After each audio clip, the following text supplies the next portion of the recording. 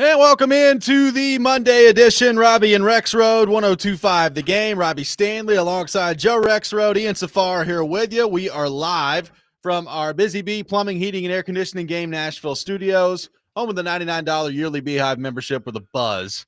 Is always about great service. Hope everybody had a fantastic weekend. Happy Monday morning to you. Joe Rexrode, what's going on? How we doing? Doing fine. That's, weekend at the frat house. Hanging out, with Biff and whoever, little beanies, little propellers on the hats. It was great. Had a good time. Did it take you back?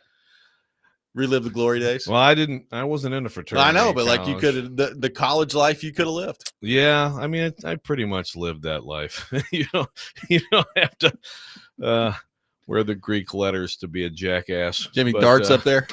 Go Vrabel, just start smoking darts. I did not. I was dart free. Dart free, but I had a lot of beverages and food. So, no gout so far. No gout. That's good. I did drink a few beers and and I had some red meat too. So I had the maybe someday you could be like me and get gout. There you go. I mean, I had the peanut barrel olive burger. I had the Crunchies burger too. I had 2 burgers. I've heard a lot about this place. Yeah, the Crunchies and the peanut barrel burger. That's like the big. I had them both, man. Which I had just thought about that now. Gosh, and some beers, and I'm okay. Like there's no gout flare. So, but believe me, we're going hardcore water, chicken, fruits and vegetables. Just to make sure. Good Keep for that you. gout away. I mean, shout out to our friends at Functional Medicine of Tennessee. That's right. You're doing a great job around here. Doing a great job. Ian Safar, how we doing? What's going on? Good morning. No frat houses for me this weekend. Same. You say olive burger? Yeah. So, and this is, and I honestly, I didn't realize this really probably until kind of recently. I kind of thought it was a thing, all over the country. It's not. It's very much a Michigan thing. But I've never even heard of it. No. Yeah, it's you have to love green owls, and I know that that's very polarizing. Some people love them, some people hate them. Yeah, they're better than black olives. I'll give you that. I could eat a thing of green. I mean, I could eat them. I just eat them like they're candy. I've had them on pizza before. Not terrible. Yeah. So this is olive loaf. So it's a regular burger, and then essentially it's olives chopped up, green olives, and then usually the paste is usually either made with mayonnaise or cream cheese, some other lime juice. It's like a topping on top. Yeah. It's amazing, man. Okay. I'm telling you. If you don't like green olives, I'm sure it's disgusting. But I just never heard of it. So sorry. I was just trying to get some clarification there. You get up to me. See, I would say go ahead and try one, but if you don't like green olives, but if you don't hate them, worth a try. You want to give it a try. Yeah. Okay. All right. Robbie, you probably don't. Yeah, I'm gonna leave that one alone, I think. Yeah. But I'm glad you enjoyed it. I did. I mean, talking about it right now, I'm like kind of sad that like I won't have one for a while. I make them at home sometimes. Oh, okay. I just can't make it peanut barrel quality. They have some secret ingredient that I don't know what it is. I can't figure it out. We got a lot to get into on the program here today. Cory Curtis from News 2 with us at 8 o'clock for his weekly visit. We will get into another week of the Titans. Joe, it was kind of nice to have the bye week last week where you took a break from having to watch the Titans play football. We were back at it. It got exciting at the end of it yesterday. Titans with a dramatic drive toward the end of the game to tie it up at 13. And then ultimately Houston drives it down the field. They kick the game-winning field goal, and the Titans lose 16-13. So the Titans are 1-9. It has been more than a calendar year since they've won a game at home. They're now 0-5 at home on the year. Cam Ward, 24 of 37, 194 yards, 1 touchdown, quarterback rating of 87. The Titans ran the ball 17 times for 58 yards. 33 of those came from Cam Ward scrambling, which means Pollard and Spears combined for 14 carries for 25 yards in the game yesterday. So overall, what did you make of the Titans' 16-13 loss to the Houston Texans yesterday, Joe? It's just the same game. It's just the same game over and over. It's just slight variations, slight little details each time, but you're going to hang in there. You're going to play tough. You're going to get, if you're lucky, into the teens. You're not going to get out of the teens.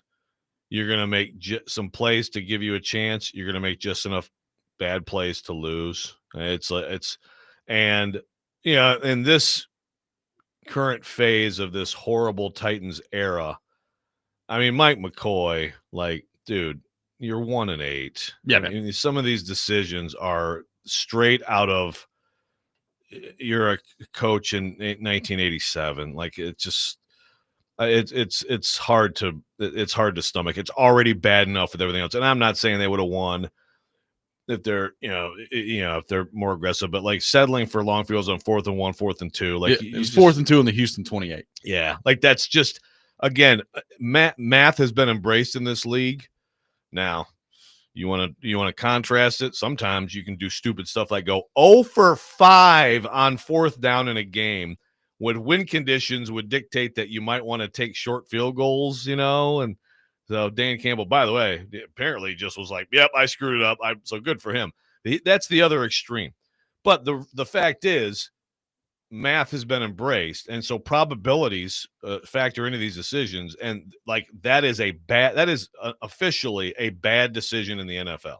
Yeah, again, there are always variables, right? I mean, and it's true that like the Titans can't run the ball at all against that defense. That's a great defense. The Texans have a great defense, but still, it's a bad decision. And it's just at this point with this team where they are, I just like, how could you? Why are you coming in here and making things even worse with your conservatism? It is, and I know Kaharski just we should at some point today just play the back and forth with Kaharski and him. I mean, Kaharski seriously might actually attack him at some point. Like they might need to get a restraining order on Kaharski. He's not a fan of Mike McCoy. 4th and 2 from the 28, you decide to go kick the field goal.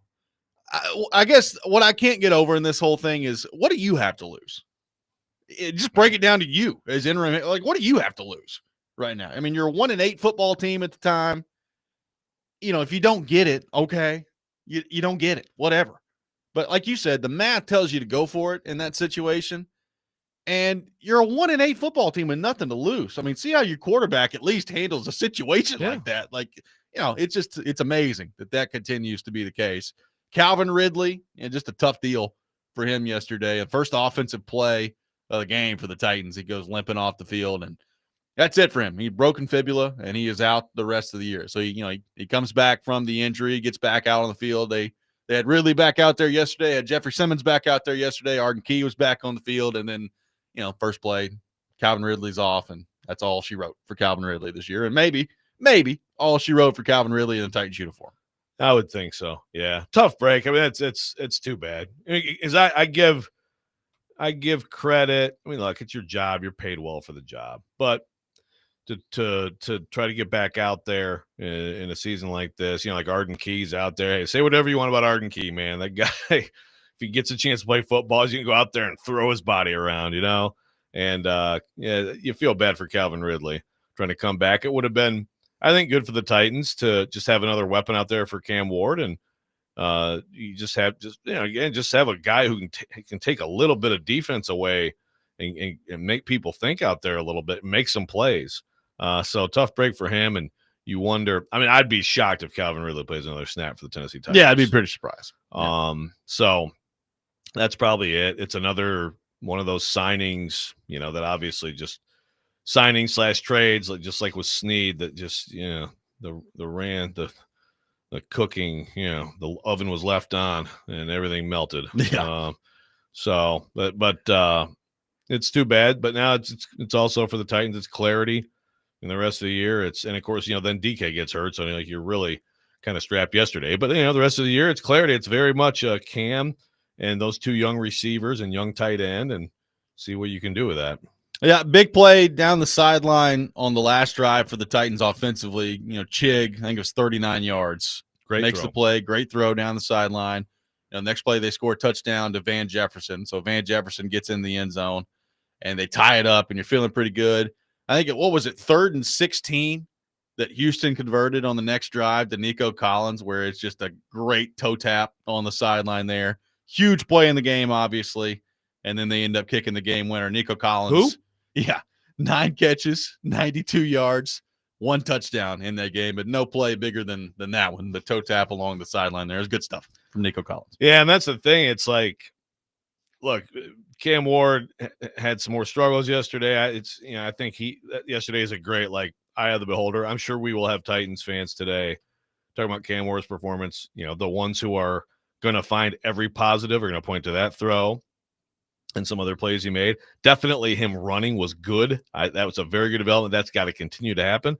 And then the people who are out on him, there's plenty of throws you can look at and say, dude, you can't miss that throw. But it comes down to I think one of the most impressive things about Tennessee Titans this year is Denard Wilson and what he's done, because I think he's had a way better year as D coordinator than he did last year, and he's had incredible personnel issues. Guys, attrition, traded, yeah, exactly, injuries, trades, releases, whatever, and they keep coming up with pretty good performances. I understand it's Davis Mills and the Texans, but then.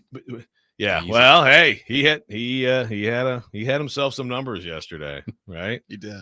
I mean, he's pretty good, man. He's a pretty good backup. But then you give up. Then for all that said, it's just like the Titans way. It's like even at the side, the part of your team that does well ultimately gives up the huge play, and you find a way to lose. Well, and we're going to hear from Jeffrey Simmons here in just a second, but he sums it up pretty well in terms of this is an overused term in football, and coaches use this all the time. But it is true with the Titans, complementary football just does not exist with the Tennessee Titans. And the defense they have carried their weight. So I don't want to sit here and act like they haven't. But even then, Joe, yesterday, the offense drives down the field and ties the game. It's like, well, if you can just get a stop here, you can get this thing to overtime, and then they don't get the stop. And they don't get the stop. Yeah. Yeah. I mean, it's a bad all around team. I still say, they shouldn't be having the success they've had some weeks to me when I look at who's out on that field. Oh, I agree. Yeah. Especially on the defensive side of the ball. 615-737-1025, our phone number. Titans lose 16-13 yesterday to the Houston Texans, and Jeffrey Simmons sounding off after the game. We will get into that coming up next. Robby and Rexrode, 1025 The Game.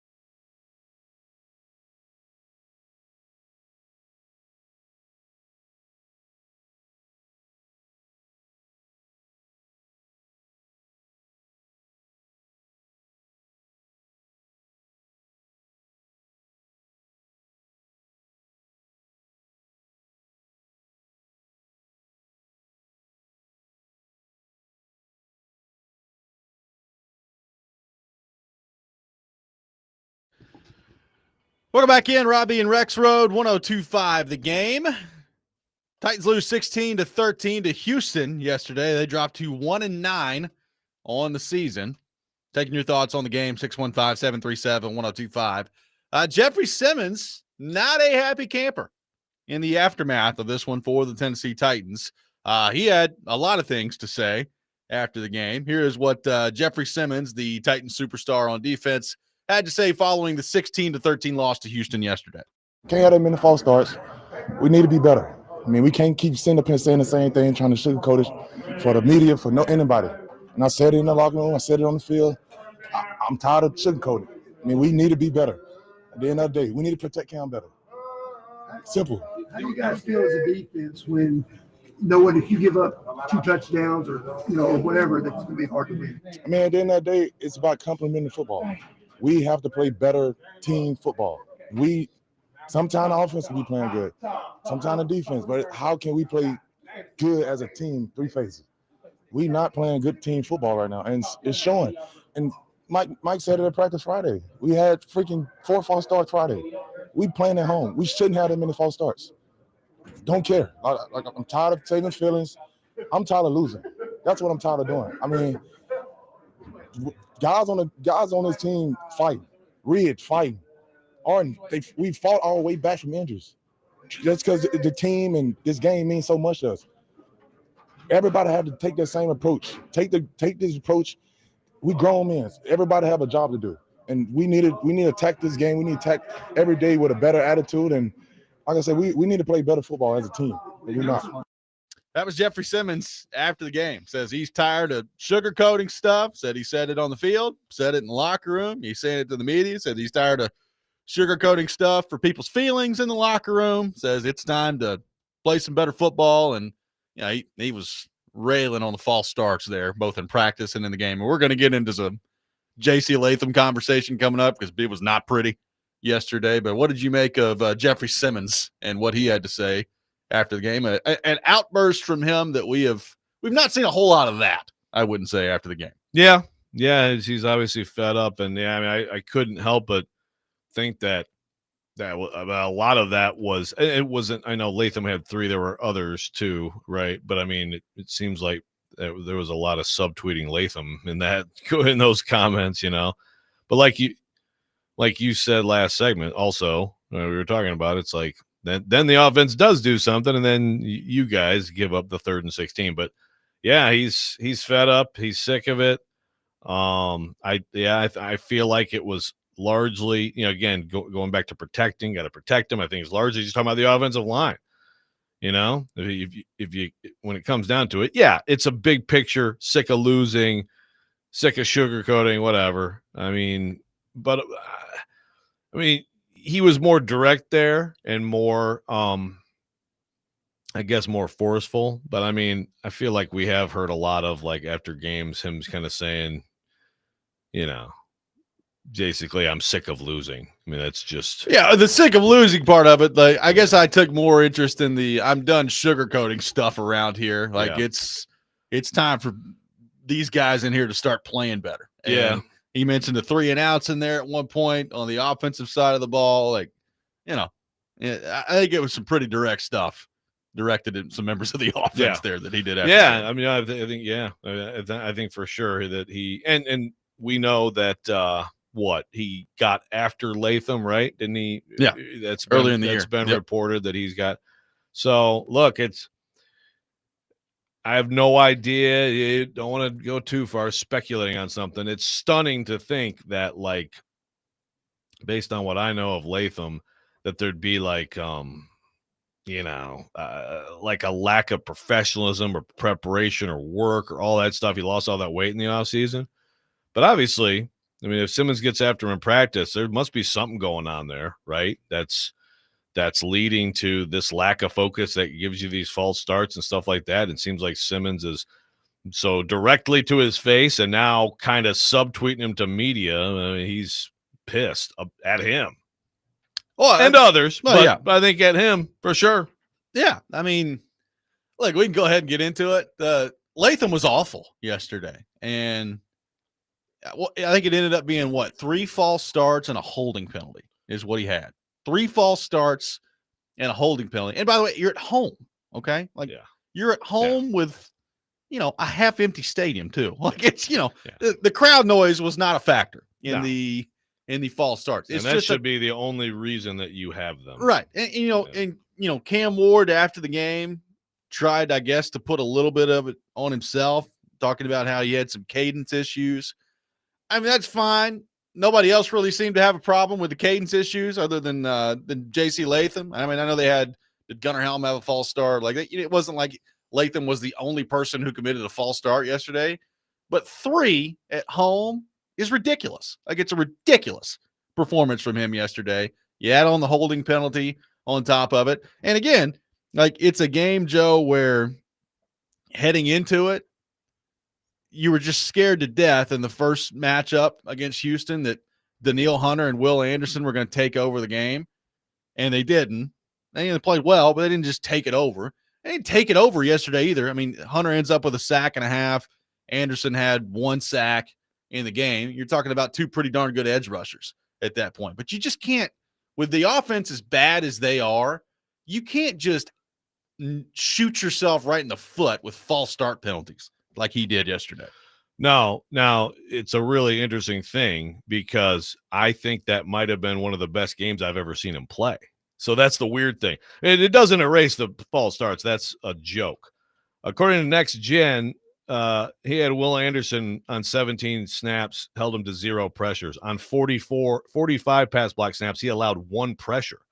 He looked like a good player yesterday most of the day, while Mandor on the other side, I mean, I guess I'll wait for these PFF numbers, but boy, it was not the same thing. So it's like, okay, at least you saw the talent. You saw some good play once the snap. I guess if you had to choose, if you had to choose like stupid false starts but block well, or no false starts, no penalties, but get smoked, you'd still take what happened.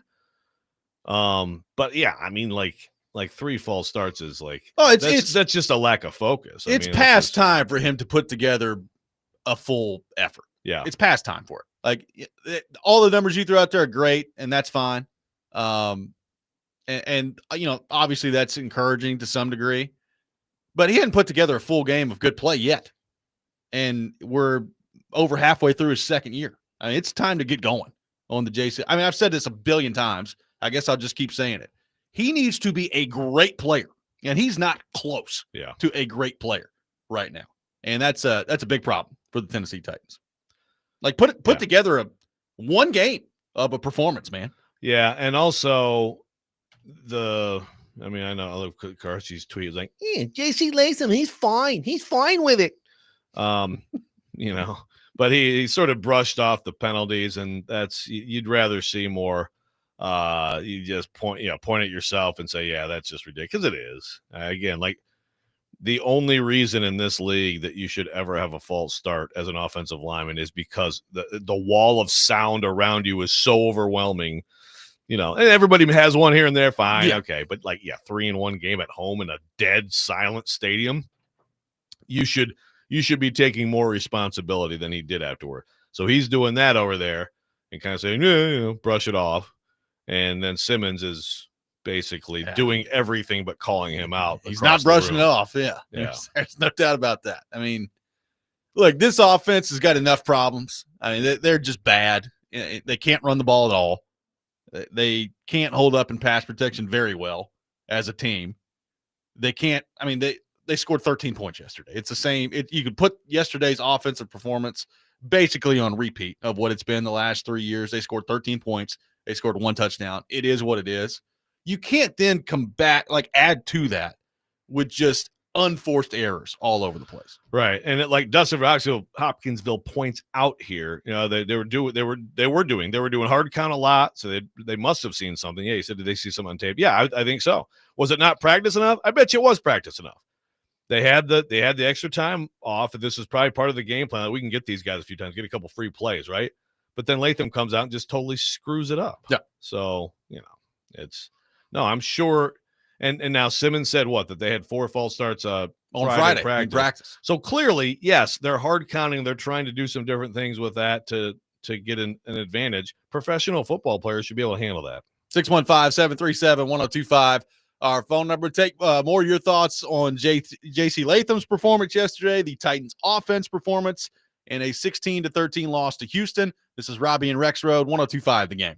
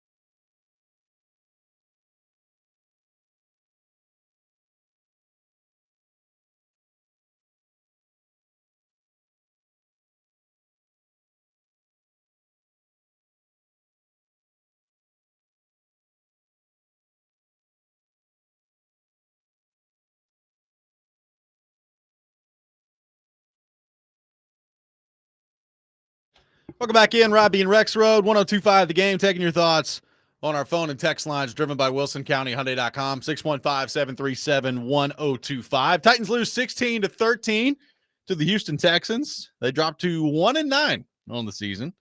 Taking your thoughts on that. Jeffrey Simmons with some pretty direct comments after the game. J.C. Latham, 3 false starts yesterday and a holding penalty to go along with that performance on offense yesterday. I saw this tweet yesterday from Drew Beatty, who does some work for PK at paulkarski.com, kind of his film analyst there. And this is part of it. Everybody focuses in on the Latham pick at number 7 overall. And the guy that they directly compare him to is obviously Bowers, right? Like we hear about Bowers all the time on the text line from Titans fan of, well, the Titans could have had Brock Bowers and they took J.C. Latham. And I get it. I understand that. We talked about that at the time. I think the more direct comparison, if you're talking about offensive linemen, would be Olu Fashanu going at 11 to the Jets. Yep. And then Troy Fatanu, another tackle at number 20 to Pittsburgh. And Drew Beatty put this out. He's, J.C. Latham's in a tailspin. It's been a brutal year so far, while Olu Fashanu and Troy Fatanu are dominating out there. I mean, that's the other part of this is, I guess it doesn't really matter that much anymore because the general manager who made the pick and the offensive line coach who was a pivotal in the pick are now both gone. Right. So, yeah. Everybody who wanted Latham in here, except Chad Brinker, is gone at this point. So it just kind of is what it is. But like even beyond the Bowers comparison, like it's a rough start for JC Latham in his Titans career to this point. Yeah. And it doesn't, I'm not resolved that he's 100% a bust. I think he can straighten things out and become a good player. But like you said, at 7, you got to be a great player. I have serious doubts that he's going to be a great player. And again, it's like had some really good snaps yesterday. Overall, pretty good, performance on the field. 3 false starts in that situation is like, it's just like there's something else. Again, you pair that with Wade Simmons getting after him. Like there's something else going on with him where people and at least teammates are seeing something where he's just not taking something seriously or whatever it is. I don't know. But clearly there's something there. It's like, the Bills just decide to sit Keon Coleman. And I don't mean, I'm not trying to compare the situations directly, but sometimes it's just like there's just stuff we don't know. Again, the whole Brownlee thing. Yeah. There's stuff like that goes on that it just is. It's not encouraging because that should not be and it is, like I said, it's surprising to me with Latham. Again, Latham, I think, listen to Nick Saban talk about him. Listen to Latham for the most part since he's been in the NFL. He seems to have a really good head on his shoulders, but clearly there's something missing right now. I want to read this quick from Ed. He says, it's not a popular opinion, but real leaders don't air dirty laundry to the media. Just shut up, keep it in house. Do you and the coaches, it says, wait, do the coaches in front office are happy? Oh, do you think the coaches in front office are happy he popped off to the media? I would guess. Mike McCoy probably just took a nap and had some milk after the game and has no idea what happened. But I would guess that. By the way, who cares what Mike McCoy thinks? No disrespect to him. He's a great guy, and he's forged a nice career for himself in the NFL. But Mike McCoy's not going to be here in 8 weeks, so nobody cares what he has to think about this. But as far as front office, that's an interesting question. I don't know. I feel like for the most part, it's interesting because you say it's not a popular opinion, Ed, but that opinion about Simmons, until recently, it was very much like, please stop whining after the games. Yeah. And right, like his immaturity, his lack of leadership was a big thing. And now everybody's like, he's the greatest leader of all time. I personally don't have a problem with it. Again, if you're doing that and you're not directly talking to someone about that stuff, okay, I think that's an issue. I agree that you should not. And look, he didn't call anybody out by name there, right? It's obvious what he's talking about. He's mostly talking about the offensive line. And I think he's probably talking about Mandor too, because that was wide open yesterday too often. But I think it's fine. And I would think the front office would think the same way. You want to see some fire? You want to see someone who's pissed off, sick of losing? And again, as long as you deal with it face to face inside the building, I don't think what he did was a problem. And we know that he did. We know that he has at least one time this year gotten after Latham in practice. Well, you saw him yesterday. You could see him on the sideline. Yeah, he was yelling at everybody on the sideline. He said it in that clip we played that he said, I said it on the field. I said it in the locker room, and here I am saying it right now. I'm with you. As long as you're saying it to other people, I don't have a problem with you every now and then popping off to the media. Now, it doesn't need to be an every week thing. I don't think it's going to be an every week thing. It's the first time he's really done it to that level where he's directly and indirectly calling people out. Like, but the other part of this is when you have the skins on the wall and you play as well as he's played, which, by the way, thought he's pretty good again yesterday coming back. Like, I have no problem with that on a 1-9 football team, trying to get some fire lit in there a little bit. Yeah. And look, you could see him talking through it yesterday. Clearly, they've had some of these conversations, right? Like, you go back to the practice where he got after Latham and made them restart the drills. Clearly, they've been talking about some of this for a while. So when it ain't working, maybe you change the approach a little bit. You do it publicly and see how somebody responds to it. I have no issue with that. Yeah, and maybe that's what he was doing. Like he's like, this was strategy, or maybe he was just emotional and pissed off, right after a game, and he couldn't contain himself. But yeah, as long as you handle it face to face, then I think maybe people are going a little overboard on, like, Jeff Simmons has become this incredible leader and all that stuff. Like, like it's not easy. Now, he is playing at such a high level that strengthens the voice. I mean, they lined him up in the edge one time, and he just did an outside speed move. Like, geez, the guy could play defensive end. Yeah, in this league at this point, as quick as he is now. But,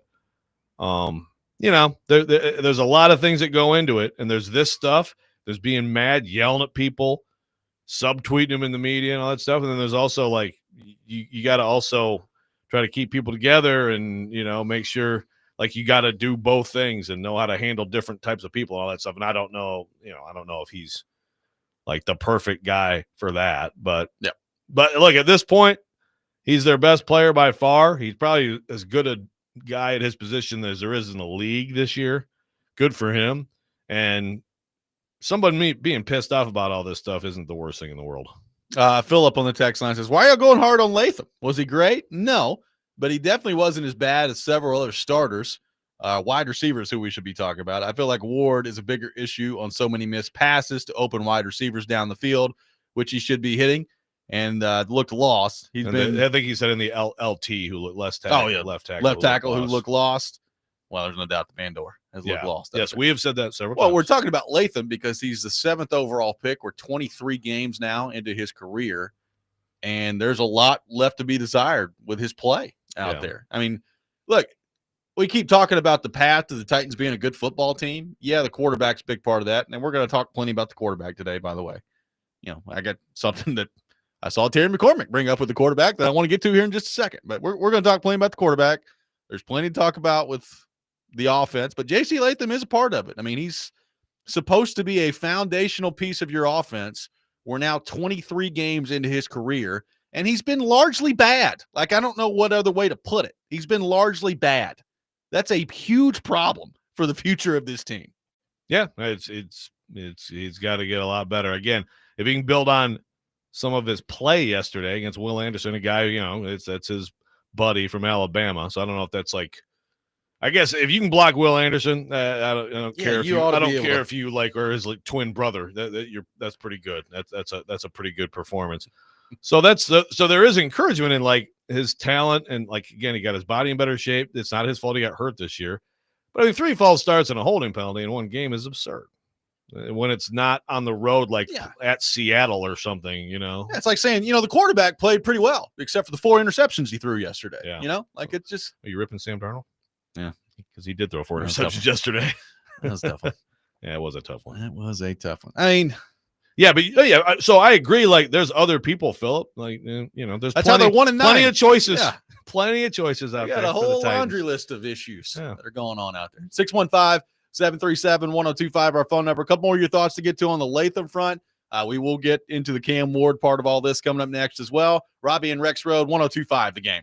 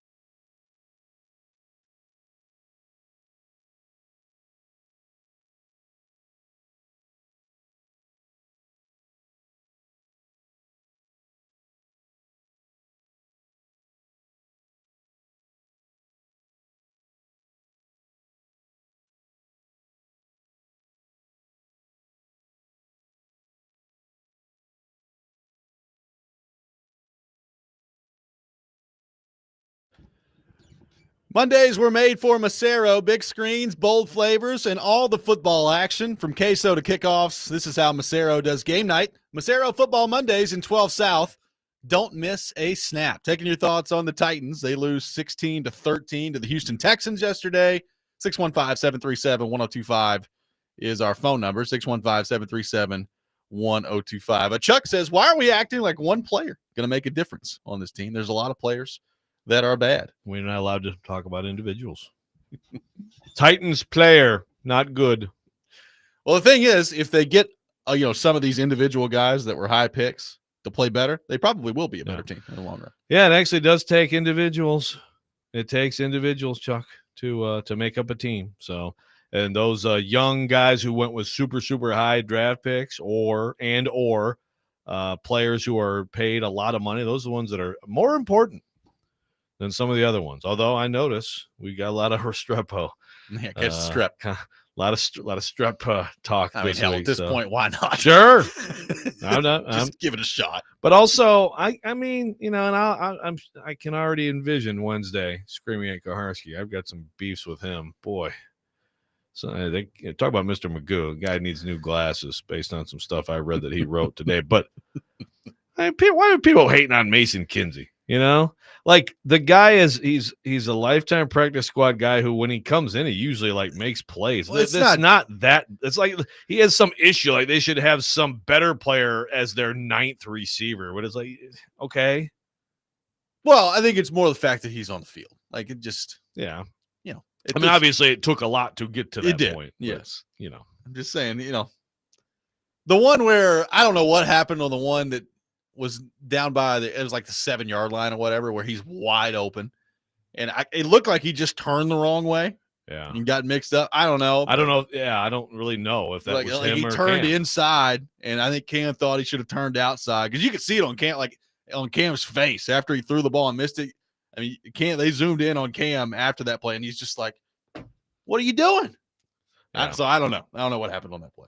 Later in the game, Cam had him wide open and just threw a terrible pass. Yep. And Kinsey got a hand on it, and it should have been the easiest completion. And this is the issue with Cam. It's like some of these misses, like you can't miss that play. Yeah.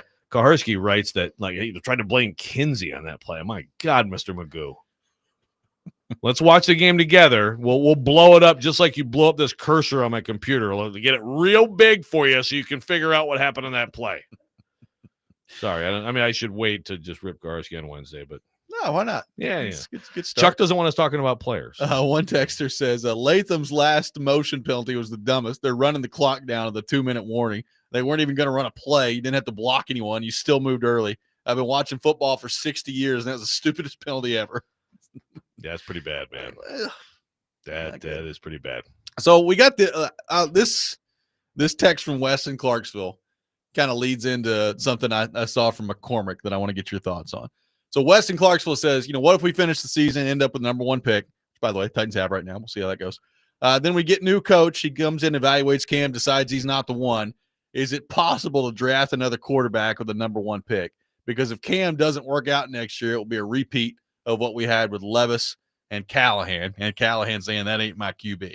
I saw this from Terry McCormick, and, it leads back. There's this whole big thing on Titan social media yesterday about, quarterback competition next year, I guess, between Lord and Levis. Sure. Yeah, I was like, all right. Get excited. That'll be interesting to see how that goes. Terry McCormick says, while Cam's going to be the front runner based on his draft status, the new coach should have the power to pick his starting quarterback, be it Cam, Levis, or a free agent. The arranged marriage between Callahan and Levis didn't work. The Titans should avoid that mandate this time with this hire. What do you think of that? Okay, so he's saying, because my answer, I already typed out the answer to Wes, which is, you understand that this front office is fired. If they're like, oh, after 1 year, Cam's a bust, we're out. How could you keep your job after that? Borgonzi included. Oh yeah, I don't know. Right? I mean, look, I guess it's possible. If you hit on the next quarterback, then I guess nobody would really care at that point. But again, I don't care who you bring in. There's nobody in the next draft that's going to come in here with this ragtag group and be like, hey, let me lift you to a 10-7 season. I agree. It's not happening. I agree. So I don't think this stuff is Cam. To me, I'm not sitting here saying this guy has no chance. I'm also not sitting here saying, ooh, this guy's going to be great. But I'm not sitting here saying this guy has no chance. That's what it has to be. It has to be, oh my God, Josh Rosen or whatever. Like, this is so bad. Get him out of here. They just bombed it. And again, if that's the case, then how are you not fired then? All these people who get fired in this organization, you don't get fired for that? That Cam Ward is going to be the quarterback next year. And I'd bet you right now that Cam Ward, that it would take severe poor play for him to not be the quarterback in 2027, okay? Next year, he's going to be the quarterback of Tennessee Titans. I'll bet that right now. I'll bet anybody right now. And so the next coach coming in, if you think he's trash, then don't take the job. Yeah, I mean, that would be the main thing. I would also say this. Like, I think you could even get to the point where after this year, like say it just the rest of the season is what it's been to this point, which is just not very good. Like he's got some moments where he's been okay, but the larger picture, and some of it's his fault, some of it's not, but it just hasn't been very good. I mean, go look at their offense. It's not very good. Say that's what it is the rest of the year. Like, I still think you could look at it and maybe even deep down in your Borgonzi have serious doubts as to whether or not that's going to work out. And you still, if you land the number 1 overall pick, have to find some way to improve this roster and trade back and get more picks. And that's an because amazing your only way. selling point after that for your job is going to be, well, look what I've done with the roster out here. We can go find another quarterback at that point. Yeah, exactly. Yeah, it's sort of the, like Chris Ballard model. Again, there's been times when people have talked about him as the best GM in the league. There's been times we've wondered how he still has a job. Ultimately, they wander through the quarterback wilderness, and we'll see. We'll see if they figured it out. Right now, it looks good, but either way, they do have a good team.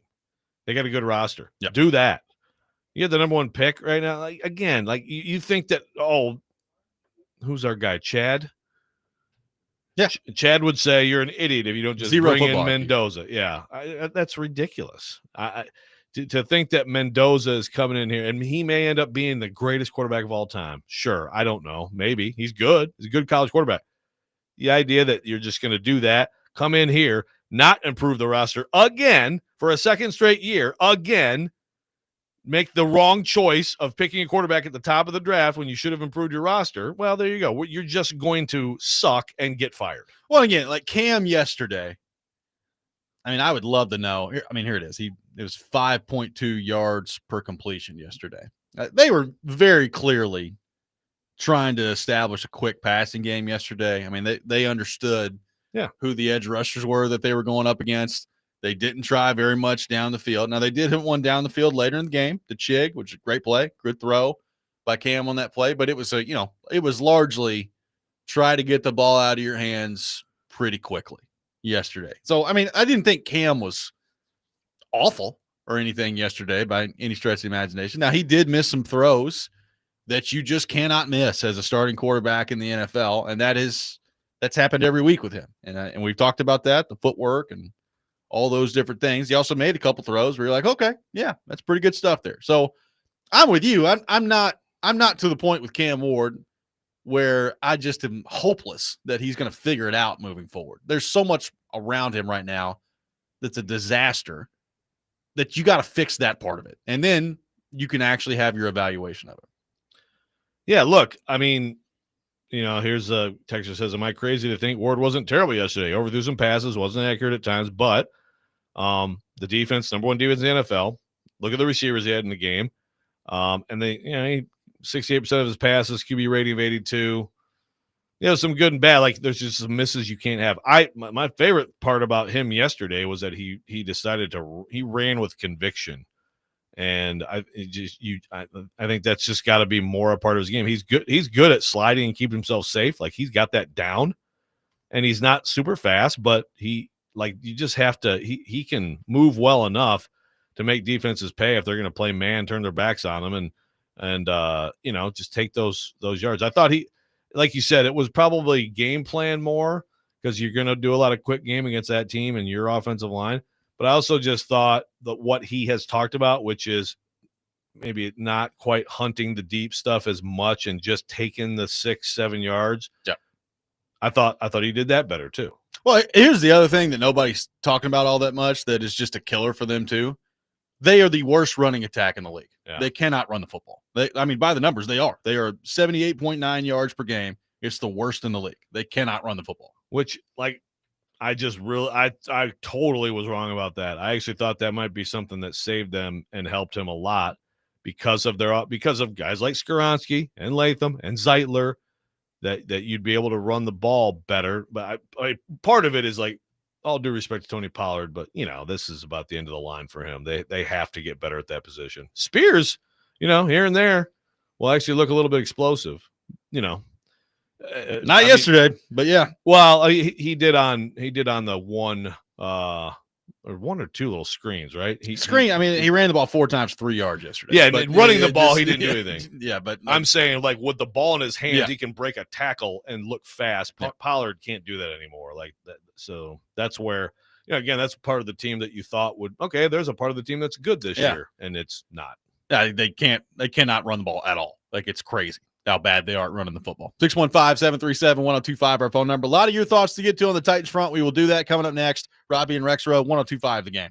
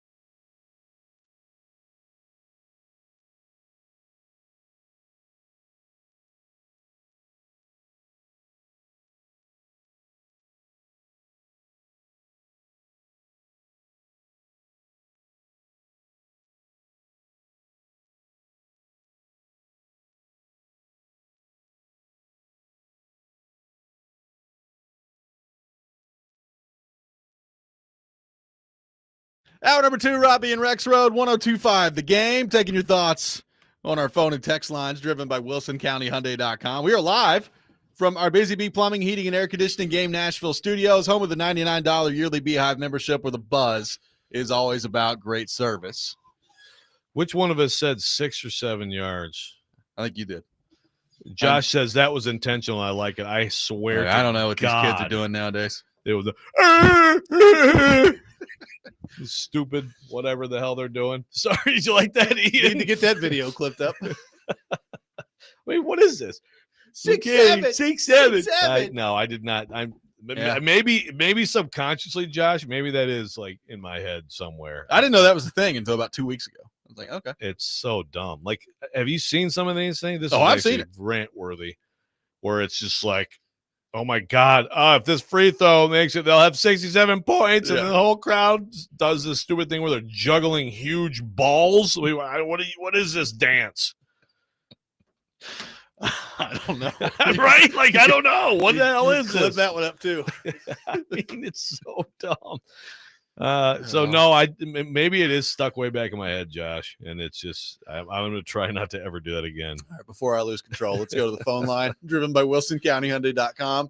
Welcome in Mark in Nashville to the program. Mark, good morning. Thank you for calling in.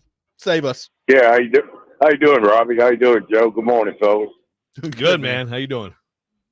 All right, doing okay. Joe, I hear you talking about Cam Ward, you and Robby this morning. He is going to be the quarterback 26, 27, 28, beyond. And I know he's struggling really bad. And like Robby said, man, that team is just terrible. Management-wise, with Brink and them, it's just a terrible organization. But I want to see Robby and Joe if y'all agree with me on what I'm getting ready to say. Because you've heard me say this several times. They had an opportunity to become a better team when you drafted Steronski. Could have traded back, got picked. Latham could have traded back, got picked. You shouldn't have took Cam last year, man. You should have took that time to trade, and you could have got a whole lot of picks this year and next year. So, I mean, the opportunity has presented itself for the Titans to become a good organization. They just didn't utilize it, and they just didn't do it like they should have done it. And this year, they'll probably be drafted number 1 again. They don't need to just grab a pick. They need to trade that pick back as many times as they can and get all the players they can get with it. That's the only way the narrative is going to change for this organization. If they keep doing what they're doing, they're never going to get to where they need to get to doing what they're doing, because Cam, he just has nothing around. The offensive line hasn't been great. I think Steronski and Latham have both been bust-type players. They're not doing what they're supposed to do, being drafted as high as they are. And that's just my opinion on it this morning, Joe. But, Joe, I'm glad you called PPK, punt, pass, and kick Paul Kahersky, Mr. Magoo, because he looks like Mr. Magoo. You're right about that. Thank you. But, hey, fellas, have a good day. I just wanted to get that in, but I don't know if y'all agree with me on that.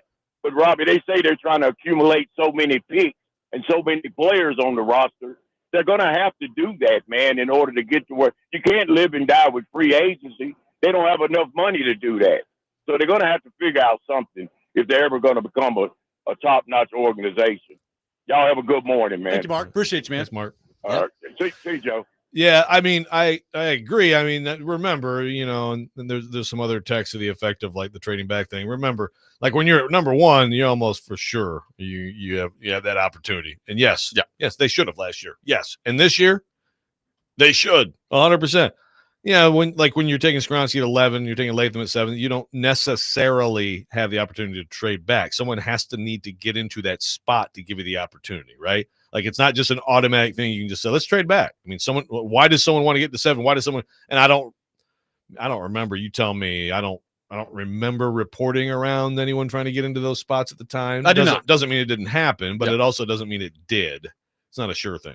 No. But yes, in general, I agree with the sentiment. I mean, picks, good picks, smart picks, not bad picks, good players, not bad players, good teams, not bad teams. Look, they need a ton of picks. And they also need a ton of good players, right? And sometimes those two things don't line up, right? Yeah, you still like free agency is always going to be a part of this. It's always going to be important too. You got to do that well too. Well, and I'm just, I understand the idea. Like, Mark's not the first one I've heard say it of, well, trade back and then trade back again. It's like, well, that's great. But like, you trade back the first time to 4 or 5 or whatever it is. You may want to take the player that's sitting there at 4 or 5, right? Like, you need some of those guys. Yeah. To build the franchise around. Don't forget, 16 to 20 or whatever it is, guys every year who actually have a first round grade sometimes, right? And sometimes there's a top tier of player where it's like there's 3 or 4 guys who are like, okay. And again, sometimes they end up being bust too, but they are evaluated as that is a top tier of player. That is a premium player. Okay, get a premium player. Would it also be good to get 3 or 4 really good ones? Sure. Any of that would be good for this team. They need so much. Let's head back to our phone line. Welcome in Tim to the program. Tim, good morning. Thank you for calling in. Good morning, guys. We're talking about getting more draft picks for the Titans. You really want to do that with our draft history? Because the more picks you give us, the more mistakes we're going to make. Well, what's the alternative? Not getting any players? Yeah, fold the franchise? Well, no, so fold the franchise.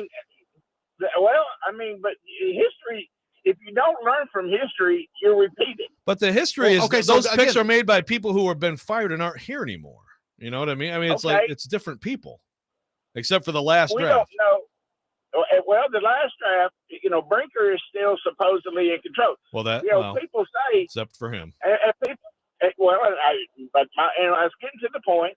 We don't know how much input he has. Was this all this last draft? Was it Bergonzi or did Brinker have a lot to do? We don't know. And if it, before giving Bergonzi a chance, but I mean, who was the best draft pick we got last year? Was it Cam? Oh, I don't know. It needs to be Cam. Right now, I would say the best value is DK, right? A 4th round pick, what he's doing so far. He's probably their best pick so far. Yeah. Well, and that could be too. But then what about the other 7 or 8 picks we had? There's really we didn't get a lot. And the deal with Cam, and I don't blame all this on Cam because, for one thing, he don't have anybody around him. We don't have a good running back. We don't have receivers. We can't keep them healthy if we do get them. And the offensive line was supposed to be a strength. They played like crap. And we're going to get him killed if they don't do something. But Cam is still the one positive I can see between him and Levis is at least he ain't throwing it to the other team and letting them score. That's true. Thank you, Tim. Appreciate the call. All right, guys. Thanks, Tim. Yeah, I mean, look, we've done this a few times. I would say right now, like yesterday, ups and downs, not great. You're not thrilled with Cam Ward's play. Do we feel right now that Cam Ward at this point is better than Levis at the same point last year? I would. Yeah. Now, again, that's not what you're shooting for. No. No. No, I'm with you. But the bar has got to raise around here in terms of that's why you do trade back. You got to get players in. You got to turn this roster over. This roster's bad, man. It's bad. And yeah, look, this is a situation where a lot of things at the same time can be true. I think they were a very poorly coached football team. I think Brian Callahan did a bad job. I also think the roster is bad, and the roster's gotten worse throughout the year because they keep trading people away and they're dealing with injuries at the moment. So they're a horrific football team right now, just bad. And the fact that they're getting the defensive performances that they're getting on a weekly basis based on where they're at corner right now and where they're at edge rusher, it's kind of amazing to me the way that they're playing on the defensive side of the ball. So I'm with you. Like, Denard Wilson deserves some credit there, but they're just a bad team. Like, they're a bad football team right now. And this is going to take, it's going to take a while. I think we all know that. But a big step of that is, can you find a way to you got to hit on some of those picks. And I understand, Tim's not the only Titans fan that I heard that from in terms of, the history of the team. Well, that's how you do it. That's the only way out of this is to make good selections in the draft. Yeah. I mean, it was like when John Robinson was GM and they, it's like they had the Isaiah Wilson pick and then they had the Caleb Farley pick. And it was like, whenever we talk about, trading for this pick or that, they go, well, why would we want that? We're just going to screw it up. And I'm like, okay, well, then just fire the GM, which they did, actually. So after giving the huge extension, great job. That's true. But and that's where, I mean, even Karski gets too much into like their history of receivers who come in. It's like, yeah, that's fine. But again, if you have a different front office and totally different, I mean, you have the same ownership, but Yep. you have a different front office. Now, to his point, that's the thing, though, is that Brinker has been here for all this. And Brinker, I mean, I think they've made pretty clear that Bergonzi's in charge, that Bergonzi Of the roster. is in charge of the roster. I believe that. Does that mean Brinker couldn't veto whatever he wanted at any point? No, I mean, I guess he probably could. If you're going to do that and you're going to cut your GM off at the knees, you're really going to be in a world of hurt, though. Okay. And I think he gets that. Yeah. 615-737-1025. Our phone number. Titans lose 16-13 to the Houston Texans. More of your thought to get to on that. We will get into some college football later in the hour. Not a great weekend for Vanderbilt on the college football playoff front. We will get into that a little bit later as well. All that ahead. Robby and Rexrode, 1025 The Game.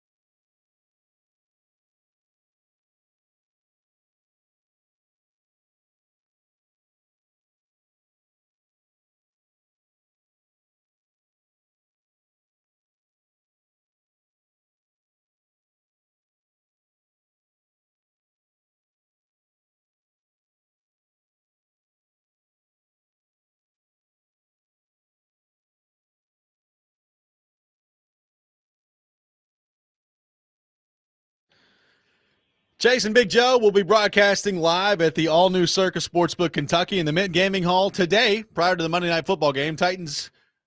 Not the Titans on Monday Night Football. It's the Cowboys and the Raiders. Thank God the Titans aren't on Monday Night Football tonight. I mean, it's not much of an upgrade, but it's a little better. Ooh, I guess. Big fantasy football implications. You're within shouting distance of me. Yeah, well, I was in great position to beat you, but like Amon-Ra St. Brown all of a sudden can't catch the football and whatever, man. Taking your thoughts on the Titans. Keith on the text line says, one thing that has improved since firing Callahan, they aren't finding bizarre, dumb ways to lose. They're losing normally. It's from Keith on the text There line. you go. Normal losses. Yeah, exactly. I like that. Man. We could use a little weird, though. Maybe, right? Like Mike McCoy, do something, man. One text Run a says, reverse. pretty rude of y'all to play a commercial with a father and a son celebrating a touchdown when you're talking about the Titans. We apologize. They did score one yesterday, which is basically, I said it to begin the show, yesterday's game in some ways felt like just, you could put on the tape and really play almost any game from the last 3 years, and it just kind of all feels the same. It does. One touchdown and 13 points, and that's about what it's been over the last 3 years. Man, we got some takes today, man. Do we? We got some takes. Mark H. on the text line, driven by WilsonGuy.com. Should Cam even be playing right now and risk major injury? The season's done. Let him hold a clipboard and learn at this point. If he's the future, let's not take a chance on him getting hurt. Well, the whole point, Mark, is people don't know if he's the future. He's going to be the near future because you don't draft a quarterback number 1 overall and then just immediately give up on him unless he's like really bad. Yeah, like siphoning gas out of teammates' trucks in the parking lot. Like he's going. But is he the future? Like, this is when you play football and try to get better and try to show people that you have a chance, which is hard for him because the team around him sucks. And they probably should have their gas siphoned out of their trucks. If he was siphoning gas out of his teammates' trucks in the parking lot, like Big Jeff's monster-ass truck, I'd think that would be pretty resourceful. Like, I'd be happy with that for my quarterback. Look at my quarterback figuring some stuff out over here. Yeah. You ever need any gas, just call the QB. Could do it punitively. I feel like Jeff Simmons might treat Latham's car like one of those, cars at the county fair. You take a sledgehammer to it. I don't know how we've gotten onto Titans car violence, but here we are. By the way, a lot of people asking about this on the text line, so I will very quickly address it before we take Neil's call. Predators lost yesterday 4-0. A whole lot of people asking about whether or not Andrew Burnett's going to get fired. I don't know. I've said it multiple times last week. If you're looking for a time in the schedule to make a move, this would be pretty good one. They don't play again until Saturday. So I will leave it at that. We will get into that throughout the week, I'm sure. But yeah, so traditionally, this would be a potential time. I would bet it's not happening, but I don't know anything. Yeah. So, they did win one game. Forsberg got a goal. Stamkos wins it in overtime. So they didn't get swept over the weekend. Split's not bad. The performance in the second game was not very good. Not very good. So we will keep our eye on that for sure, and we will get into that a little bit later in the week. Let's welcome in Neil to the program. Neil, good morning. Thank you for calling in. Good morning, guys. How are y'all? Doing good, buddy. Good. To me, Cam Ward is like Jelly Roll's Goodnight's great prices. They're not very good. Consider that I paid $30 for a beer and a drink on Saturday night. That's a lot. Yeah, it was really stupid. But I don't think he's very good. He's not accurate. And everybody talking about the offensive line, it's way better than it was last year.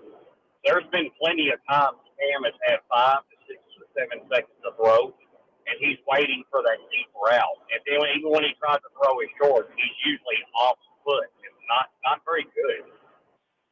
Thank you, Neil. Appreciate it.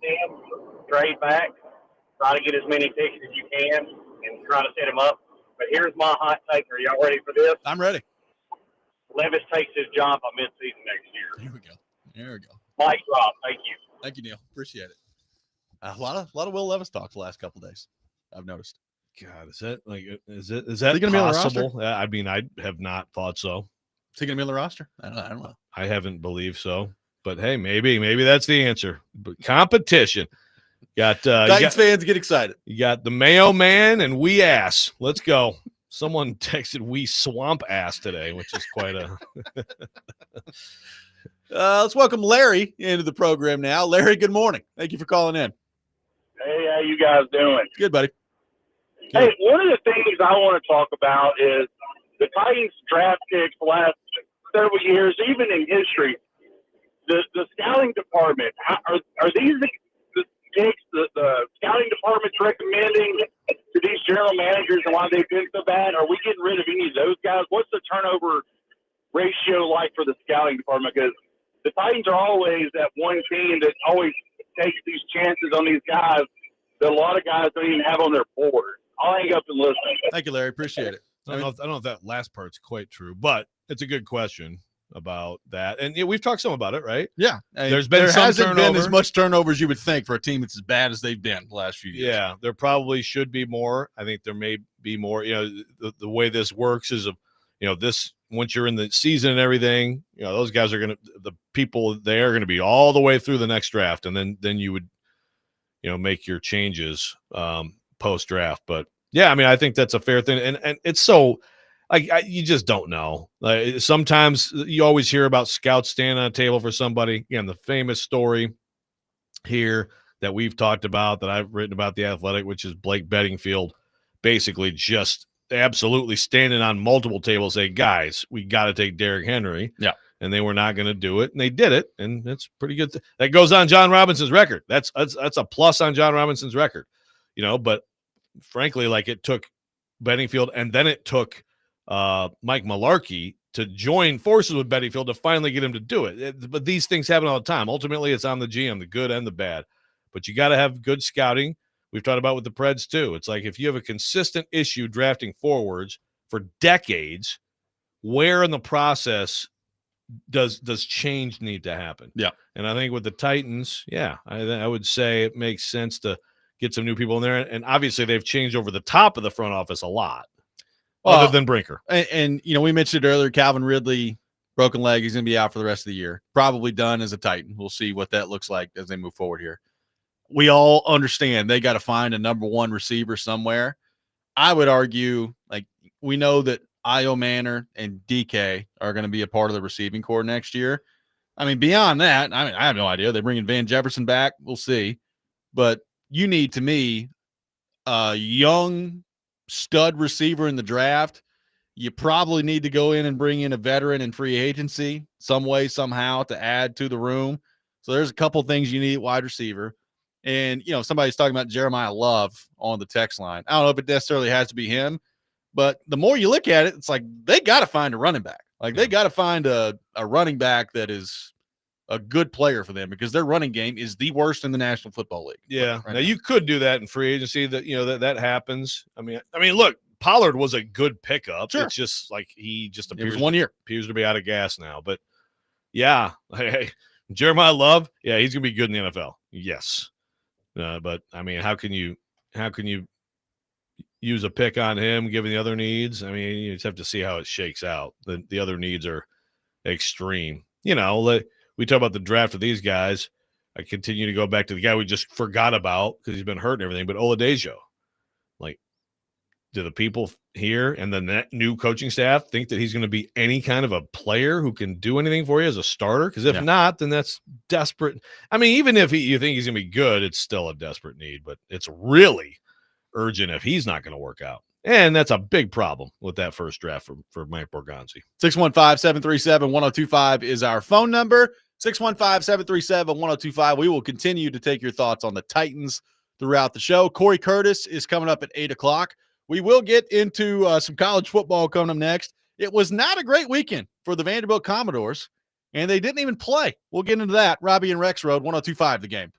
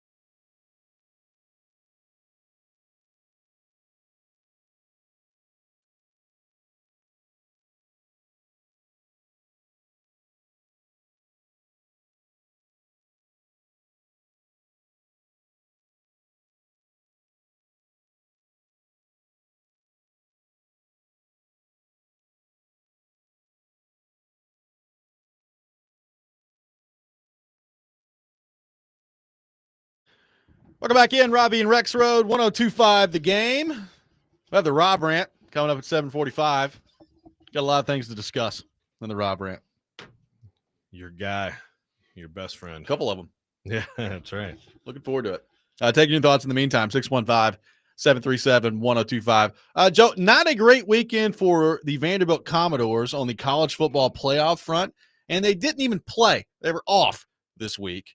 You know, we mentioned Friday some games of interest to watch, like obviously Oklahoma and Alabama. If you're a Vanderbilt fan, you're rooting for Alabama in that game. I mean, the one result that did go your way, Georgia and Texas.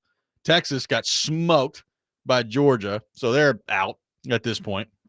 But you needed, you know, I mentioned BYU, TCU. Like, could TCU go on the road and pull off the upset? Well, they got destroyed by BYU. You know, Miami gets a win as well. South Florida lost, which is lost to Navy. Tough one there. Yep. So they're out. Not a great weekend on the Vanderbilt front. Utah gets the win. They destroyed Baylor on the road, 55-28. Notre Dame gets the win against Pittsburgh in a game that really wasn't all that competitive. So a lot of the things that you hope to have happen this weekend, you know, could Notre Dame lose to Pittsburgh? Could Oklahoma get that third loss against Alabama and you can knock them out? Well, Oklahoma wins against Alabama, which puts them at 8-2, and not only puts them at 8-2, gives them a massive win on the road in the plus category for them.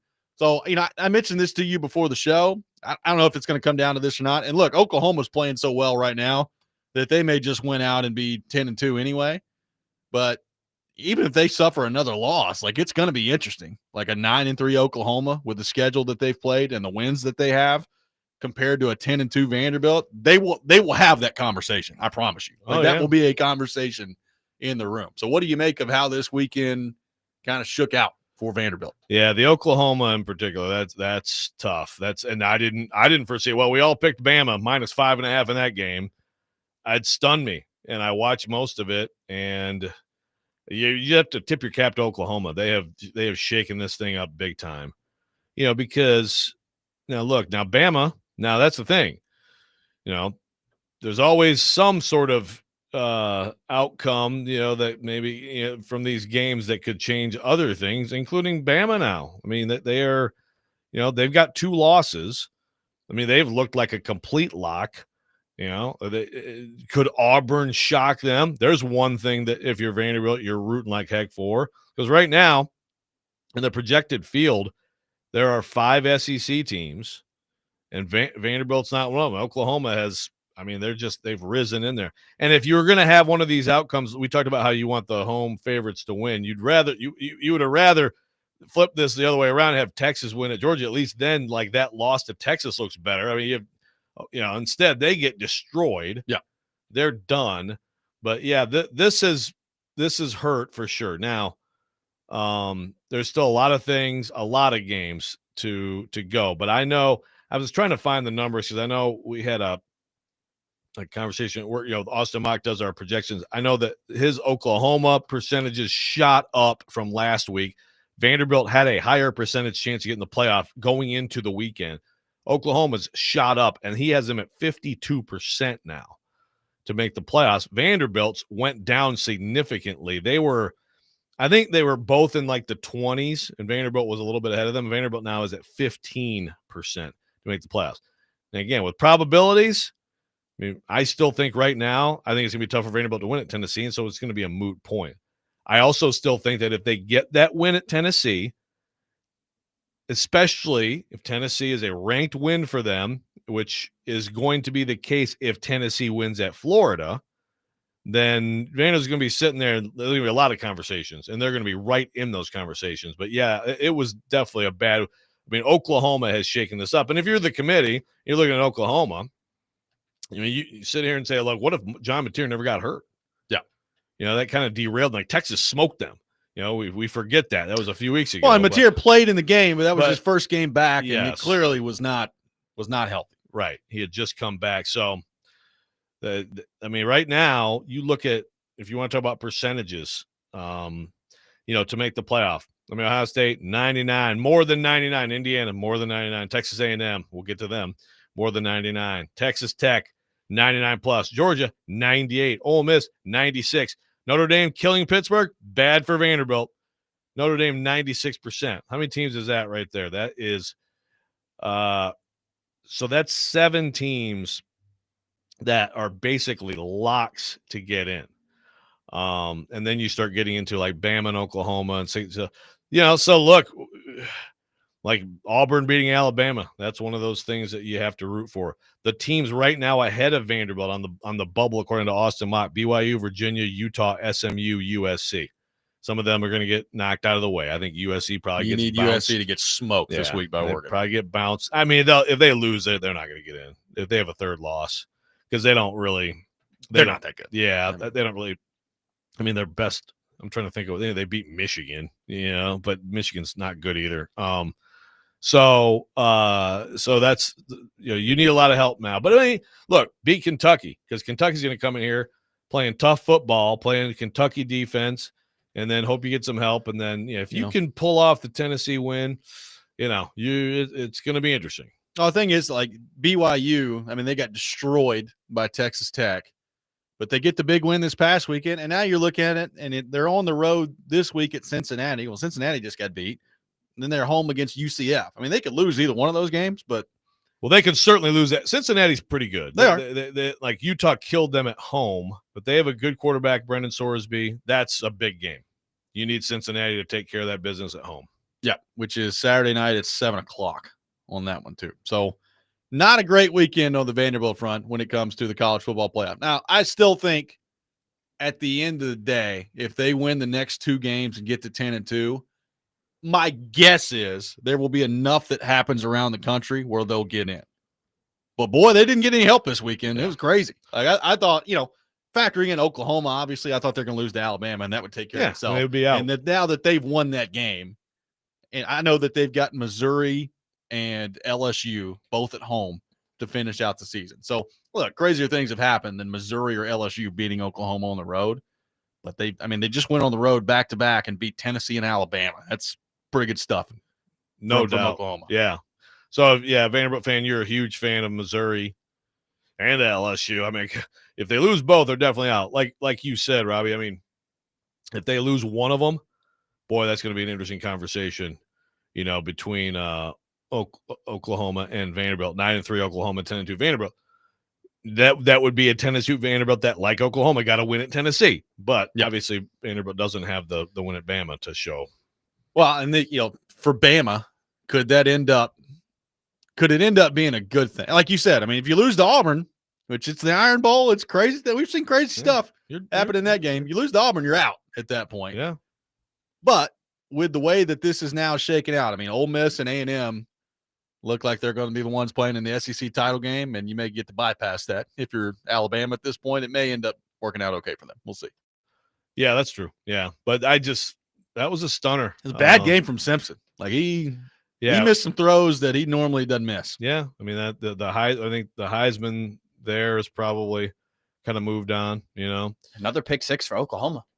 Yeah, a long one. Their defense is good, man. Nolensville's own Taylor Wine out there, absolutely causing havoc. Tell you what, he was all over the field. Let's head to our phone line, driven by WilsonCountyHyundai.com. Welcome in Ryan to the program. Ryan, good morning. Thank you for calling in. What's going on, guys? How are y'all? Good, man. Good. I got a draft prediction that the Titans need to do. They need to take Jeremiah Love. He's a potential Heisman finalist. And if they can upgrade a running back and trade some of their 5th-round picks that they traded to trade up and get Jeremiah Love, and then trade down and get a good defensive end, maybe the Texas A&M defensive lineman or the Miami defensive lineman. That would be the ideal draft, hitting the lottery for sure if they could get both those picks. Thank you, Ryan. Appreciate it. Well, I'll say, look, I don't know exactly where Jeremiah Love is going to go. He's going to be in first round. He's going to be a first round running back. Now, then you get into, okay, well, it's running back. How high do you pick a running back? I mean, we just saw Ashton Genty go pretty high to the Raiders. He's a stud. Like, he's really good. The 5th round picks aren't going to do you any good when it comes to trading for Jeremiah Love. You try to package about 10 of them. I mean, the way you could get him is trade out of number one, and then he's there wherever and then you pick up your receiver and your edge rusher later in the draft. But if you trade out of the number one overall pick, are you going to take a running back with like a top 10 pick at that point? I mean, if you think he's by far the best player, then I guess do it. Yeah. I mean, I wouldn't think so. I would think that there'd be some, obviously you get some of these like Ruben Bain, of course, like how far does, where does he go? Probably top 5. Yeah. Where you fall. Look, but if it's the top player on your board, I wouldn't be angry about it. Again, people, maybe including me, had some fun at the Detroit Lions expense when they took Jahmyr Gibbs, 12 or whatever? Yeah. I mean, was that a mistake? No, it's not a mistake. If you have a game, and I think Jeremiah Love he's going to be a special player in the NFL. 615-737-1025 is our phone number. We got the Rob Rant coming up next. Cory Curtis from News 2 will join us at 8 o'clock. We will get into all things Tennessee Titans with him. Robby and Rexrode, 1025 The Game.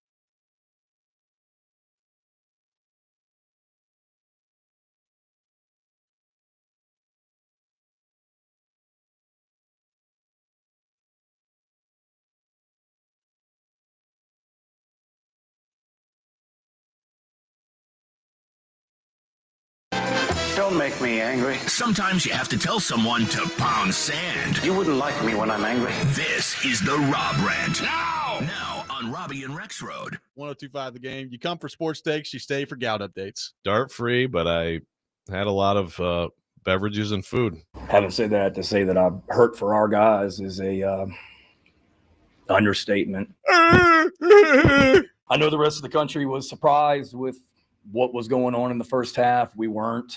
Yeah, jackass. They think you're some buffoon. Nobody came into the locker room at halftime celebrating, thinking the game was over. The whole crowd does this stupid thing where they're juggling huge balls. What is this dance? It is time for the Rob Rant, brought to you by Functional Medicine of Tennessee. Rise up to better health. Check them out at functionalmedicineoftennessee.net. Some beautiful stuff from Rexrode on today's edition of the Robby and Rexrode Just program. Coming right out with a lot of fodder for you on a Monday morning. That's what you do. That is what you do. So let's start on the Beamer front here, because first off, objectively hilarious. They were up 30-3, and they end up losing that game. Blew a 27-point lead to Texas A&M. I mean, I was stunned that they got up that much to begin with, but the fact that they in the second half blew that lead is just absolutely hilarious. South Carolina fans are just irate, as they should be, with Shane Beamer. There was something he said, though, in that opening montage. And, Ian, could I set this up, or am I putting you on the spot where we could play this again? I'll get it ready real quick. Okay, Sure. yeah. There was something he said there that is hilarious. So if you saw the game, you saw South Carolina. I mean, look, everything was going right for them in the first half. They were playing well. It looked like they were about to walk into Texas A&M and just destroy them and give Texas A&M, to this point, what would be described as an inexplicable loss. But as I saw a bunch of Texas fans and everybody having fun with this on Saturday, it's kind of what Texas A&M does, right? Like they get off to a hot start, they play well, and then they just absolutely choke at some point in the season. And that's basically been kind of like the history of their program. And it looked like it was trending that way. Shane Beamer running off the field at halftime. He's throwing the hands up in the air. He's trying to get the crowd pumped up. He's like, look at what we just did in the first half. And this is what he said in the postgame after they blew a 27-point lead to Texas A&M. Having said that, to say that I'm hurt for our guys is a understatement. I know the rest of the country was surprised with what was going on in the first half. We weren't. If you've been watching us play all season, I mean, we had great confidence coming into this game. We fully expected to be in this game, fully expected to be a 4-quarter game. And certainly we got off to a great start. We had great confidence. I get it. Our record is what it is, but our guys also understood this is, we won this game by 24 points last year. And we had great confidence coming into this game for a lot of reasons, because there's a lot of players that played out there today that were in that game last season. And, like the game last season, we were up, they came back, took the lead, and then we scored 24 straight in the second half. And then today we were up, they came back and they were able to finish it. So what a heck of a first half. Like I said, we weren't surprised. Nobody came into the locker room at halftime celebrating, thinking the game was over, thinking that we could just go out there and coast in the second half. We talked about it at halftime. The scoreboard is irrelevant. Our whole mentality today was coming in here and dominating. And when you're dominating, you don't, look at the scoreboard. When you're trying to dominate something, you just keep going. And that's what we talked about. But, in the second half, just really disappointed with the way that we, performed. Nobody came into the locker room celebrating, is what he said. Hey, bud, there's video of you walking into the locker room celebrating. Do we not see this? Talking trash. South Carolina tweeted it out. He's running into the locker room, throwing his hands up, yelling at the crowd. He's like, "Woo, look at what we did." Well, he's talking trash to the Texas A&M fans. Yeah, nobody was celebrating. There's video of you celebrating, running into the locker room. And this, I rest my case once and for all, is why he's an absolute clown. I hope they keep him, because they got Tennessee on the schedule next year. I very much look forward to that. I hope he doesn't get fired. South Carolina fans hope he does after the game. I mean, it was the first team in SEC history to blow a 27-point lead, I believe. Is that right? That was a tough one. I mean, it's amazing how the wheels have fallen off for him. And, I'm not quite as nails on the chalkboard reactive to Shane Beamer like you are, but he is a goober. I mean, it is like just sort of like a petulant child sometimes. Yeah. Just and which again, it's like if you're winning and whatever, and some of the goofy TikToks, that's fine. You make fun of it, but it's like, hey man, you guys win. Once you start losing and doing all that stuff, and again, you're having this terrible season, and you should absolutely know what you said you told your team. I don't doubt that he told his team that, but they also, I'm sure a lot of them saw him like doing what he did. Video of you moron coming into the locker room, acting like that. So he deserved I thought it, of man. could you? And people were talking about this at the time, and people bring up this example too much. I get it. Can you imagine Nick Saban like running into the locker room doing what Shane Beamer was doing, up 30-3 at halftime? Well, no. I mean, I can't imagine him doing a lot of things. Yeah. But yeah, no. Most coaches would not do that. Can you imagine Josh Heupel doing it? No. I mean, most coaches would not act like him at all. Like, there are times when it's just like crazy. Clark Lee running there. Like, yeah, come on. Yeah. It's halftime, bub. 30 minutes left to play. There's a lot of things from that game. We can talk about the state trooper or whatever it was. Oh, getting yeah. after the kid. That was not good great. stuff. Not great there, buddy. Good stuff on that front. I do want to pivot real quickly to another one that I don't have a lot of time for, but we'll go ahead and do it. So Boo Carter, the Boo Carter era is over at Tennessee. Not a surprise if you've been listening to this program. It feels like he quit a long time ago, and now it's officially done. He put this statement out there, said, "I'd like to take this opportunity to thank the University of Tennessee coaches, administrators, fans for a wonderful 2 years. Unfortunately, my season has been cut short due to injury. I've decided to enter the transfer portal, and I'm excited about the opportunities going forward." So we're going with the injury thing. He wasn't on the sideline on Saturday. Heupel clearly doesn't want to talk about it all that much. He said that basically after the game Saturday, there are standards that you have to meet. He did not meet them and therefore was not with us.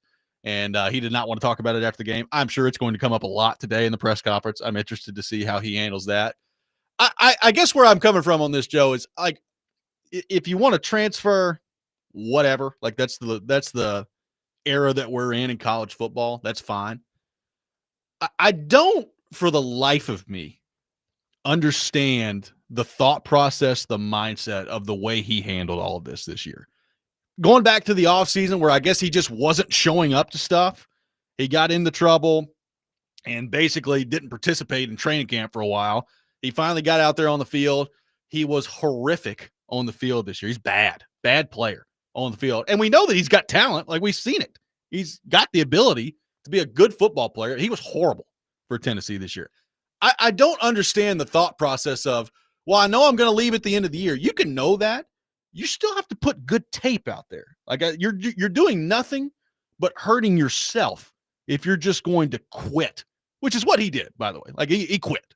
And it's clear teammates didn't love it. No. He quit on Tennessee. Yeah. So I don't understand for the life of me that thought process. You're doing nothing but hurting yourself when you're putting as bad a tape as he put out there this year.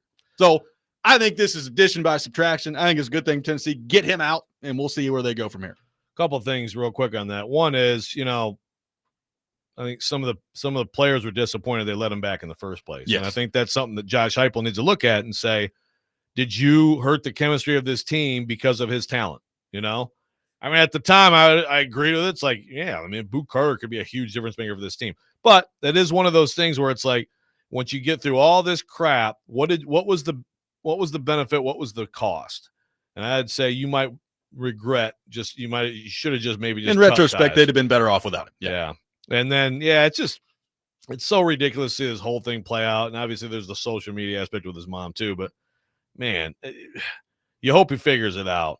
And I know Tennessee fans don't. They hope that he sucks so that they can, trash him on social media. But, you hope someone like that talented and young figures out, like, you are hurting yourself, because clearly he doesn't get that right now.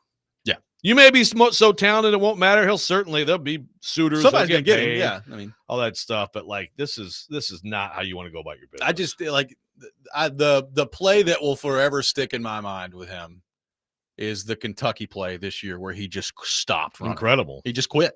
And I was like, really? Like that was when I knew. I was like, they got to get him out of here. I'd love to know what the film session was like on that play. He just stopped running. Because like if you like when they went through it with coaches and then in that position group. Because I mean, if he didn't get screamed at for that, then like then you can't let that crap happen in your program. No. 615-737-1025 is our phone number. Cory Curtis will be with us coming up next. We'll get into all things Tennessee Titans with him after a 16-13 loss to the Houston Texans yesterday. Robby and Rexrode, 1025 The Game.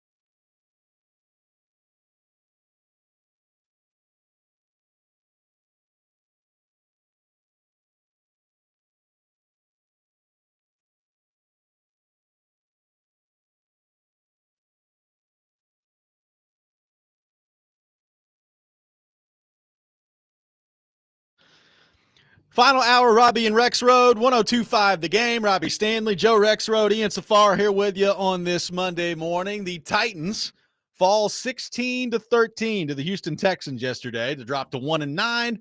And to help us talk more about that, we head to our phone line, driven by WilsonCountyHyundai.com, and welcome in our buddy Cory Curtis to the program, brought to you by Tennessee Men's Clinic. Cory Curtis from News 2. Cory, good morning. How we doing? What's going on? I'm delightful. I was just perusing the standings this morning, and I saw one team from Chicago standing above a team from Green Bay and a team from Detroit. I hope you take a screenshot of it. I did, just like when the Cubs won the World Series in 2016. I still got that one up. Are they the worst 7-3 team ever? No, not ever, but they're ranked in the top 10. Okay. I guess I'll accept that. I was trying. I actually need like the list of worst teams that were 7-3 in the league. Yeah, I'm sure there's under some no feuds. illusions about this team. You know, the Titans were 7-3 a few years ago. That didn't end up working out pretty well for them. They were, weren't they? Yeah. Yeah, didn't they go to Green Bay and do that? They did. They did. They had that plane from Green Bay, man. A lot of things changed after that Oh, night. Holy smokes. Holy smokes. Probably the Titans probably need to go back to Lambeau and see if there's like some witch doctor up there or something and see if anything happened to him. Remember in Ted Lasso when they went in the field and they all burned something that was important to them? Yeah. Maybe we need to do that. Go to Nissan Stadium. Everybody brings something. We have a sacrifice. So Cory, Put Kaharski on a spit. Yeah. I'll bring the apple. Kuharski and Mike McCoy bare knuckle boxing each other. That'd be good. There we go. That'd be good. So Cory, there's a lot of places we could go from yesterday. I guess I'll just start here. The game basically ends up, I mean, you could put on the tape from most games they've played over the last 3 years, and it plays out pretty similar, where there's not much going on offensively. They end up at 13 points, and then in this case, they end up losing in heartbreaking fashion at the end. Let's start with Latham. So Latham, 3 false starts at home and a holding penalty yesterday. Yeah. Joe brought up his pass blocking numbers, which are actually good yesterday, but nobody cares about that when you have 3 false starts and a holding penalty. So what do you make of him, where he's at, 23 games into his career as the 7th overall pick at tackle? How concerned are you at this point? Well, I mean, when you're the 7th pick of the draft, it all needs to be good, right? I mean, yes. You can't, it's like I always tell my daughter, you can't do the right thing some of the time. You got to do the right thing all of the time. And look, holding penalties are going to happen. We understand that. Sometimes guys get beat, they get off balance, blah, blah, blah, blah, blah. In the heat of competition, you reach, you grab. It happens sometimes. So that's not a big deal. The false starts is a much bigger deal. That's all preventable. And what's more disturbing is, to be called out by Jeffrey Simmons, after the game saying we had 4 false starts on Friday. It's just, I know, didn't they change something with the cadence? But yeah. I mean, it was part of the game plan. So be a pro and, understand the game plan. Yes. And it just goes to focus and preparation. I used to cover Lou Holtz for a really long time, and you can think of Lou whatever you want, but he had some great slogans, and one of them was always success happens when preparation meets opportunity. And to me, that's all about, preparation and locking in. And it's great that he had a decent day pass protecting, sure. But, they went from, say 2nd and 2 to 2nd and 7, like right off the bat. Didn't they have back-to-backs? Yeah, I think they did. Yeah. Yeah. I mean, it's just, it's not good enough. And it was good to hear someone on the team say, not good enough. Yeah. So I was going to ask you about that, with Jeff. So do you like the mini meltdown after the game? Do you feel like this is a good leadership moment? Do you think that he is transforming into the leader that maybe they previously used to think he was / hoped he was, but he wasn't previously? I agree with all of that, Joe. I mean, I think he thought he was a leader before, but I think he's understanding what it means to truly lead now. And part of leading is holding guys accountable. And, he made a point to say, I'm saying the same thing I said after the game. So this was said to all their faces. This wasn't just lip service to the cameras and the microphones. This was exactly what he said to the guys in the locker room after the game. It's not good enough. And they need someone on that team to set the standard and hold people accountable to what is good enough and what isn't. You know, early in the season, I asked Bill Callahan, when he was still the offensive line coach, who is the leader of this group? And the answer I got was, well, it's kind of a group thing. And so which my response is, oh, so you don't have a leader. Yeah. The best offensive lines on this team has always had incredible leadership, whether it be Ben Jones or Kevin Mawai or Michael Bruce. You know, and they've had guys, you know, who are nasty and hold that group accountable. And, you know, Peter Skoronski's having a really good year. You know, they've spent money on some other guys. You know, they need someone on that group, you know, to step up and be the leader of that group and hold that group, you know, accountable, because they're not going to win games until they consistently win at the line of scrimmage. You know, it's just one of their problems, but that's where the game starts. And, you know, that group, you know, they need a linchpin, and right now they just don't have it. So, you know, I hesitate to even talk about Mike McCoy all that much, because I think we all know in two months he's not going to be here anymore. So there's limitations as to what it all really matters in the end. Having said that, Corey, like it's another situation yesterday where it's 4th down and 2. They're at the Houston 28, and he elects to go for the field goal. Like, I guess I just can't for the life of me understand in today's NFL when all the math tells you to go for it in that situation. And, oh, by the way, you're a 1-8 football team at the time that has absolutely nothing to lose, how we keep running into these situations with Mike McCoy on a weekly basis. Okay, well, I'm going to probably have a little different answer than most, and maybe that you like, and that's fine. I don't have a problem kicking a field goal there against that team in that situation. You're struggling to put points on the board when you get across the 50. You want to put points on the board. You're playing a backup quarterback, and so you just want to put points on the board. I have no problem with that. The problem I do have is the call on 3rd down. If you know that you're kicking it, if you come up short on 3rd down, you're passing the football. You're not running the football. Because if you're running the football, it almost feels like you're playing for the 3 points. Okay? And so I think if you know in that situation, you have to know what you're doing on 4th down, on 3rd down. You have to. That's the job. And so if you know you're going to kick the field goal if you come up short, you've got to throw the football. That's where, to me, you're not aggressive enough in that situation. I agree. That's not aggressive enough. But when you fail with where this team is, I lean on the other side. And against a backup quarterback, I'm taking the points. If it's C.J. Stroud, I agree with you going for it. But take the points, give yourself a chance to win the game. Well, I'd just like to know if an interim coach has ever been fired. I'm sure. You know, it was one of my reactions. My daughter was with me at work after the game, and she asked how the game went. I said, well, I don't think anybody's getting fired from this one. So that's good. How about Cam? Just how would you know, he made the one great pass late. I liked how he ran. Yeah. He also missed some throws that you can't miss. What would you say about his day yesterday? Well, I mean, you're right when he ran. I mean, you know, he ran 3 times and it was effective, right? So, you know, look, he doesn't have to run 10 times a game, but he does have to run 2 or 3 because their 3rd down number yesterday was 40%. It was better. They stayed on the field. I mean, they had more longer drives. I know they didn't score a lot of points, but they were on the field longer. So I think, you know, the running was a good thing. I liked how quickly they got the ball out of his hands. I think they had it at like 2 1/4 seconds in the first half. And I liked how he was more willing to take the layups. But you're right. He had 4 balls, 2 to Kinsey, 2 to Iomanner, that, you know, you need to complete most of those. And, you know, those were chunk plays as well. And, you know, those are just flat out misses. And it kind of goes to the Latham thing is you can't do the right stuff. Some of the time you need to do it all the time. And, you know, that's part of being a rookie quarterback with some accuracy issues. You know, not everybody comes in the same. I always say Josh Allen could hit a barn when he came into the league. And so, you know, we'll see if he can get some of these things corrected because, you know, those are some chunk plays that have got to be made. Corey, last thing for you here. I know people probably don't talk about this part of the offense as much because we're all focused in on the quarterback.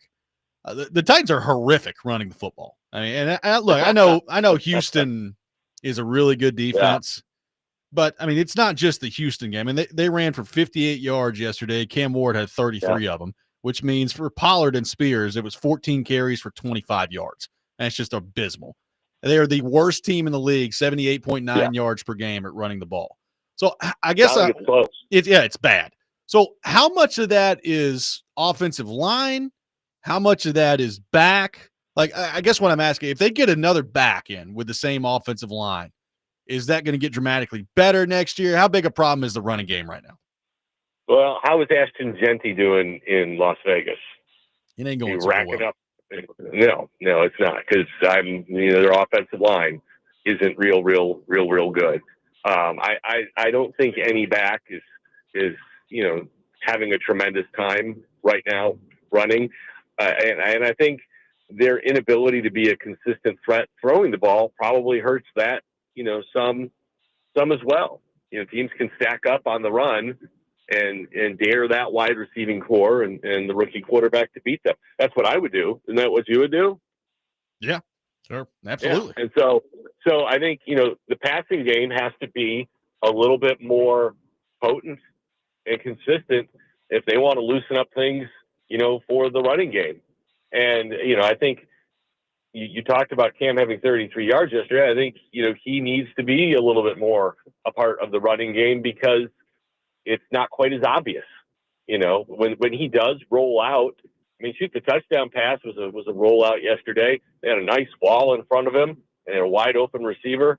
It just seems to me when they have designed rollouts for him and designed, play action bootleg, it goes well more than it goes poorly.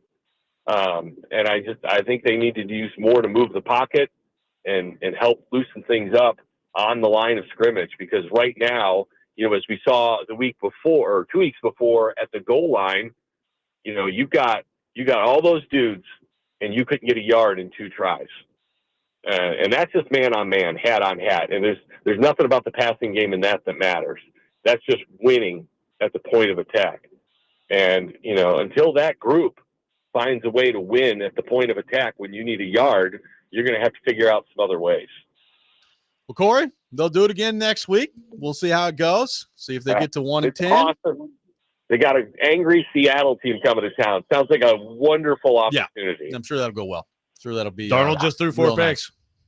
He did, and they still almost won the game. They did. And that's real. I mean, seriously, that's a sign of a really good football team. Their quarterback threw 4 picks, and they had a kick to win the game. Yeah, that's pretty incredible against the team that I thought was the second best team in the league coming into the game.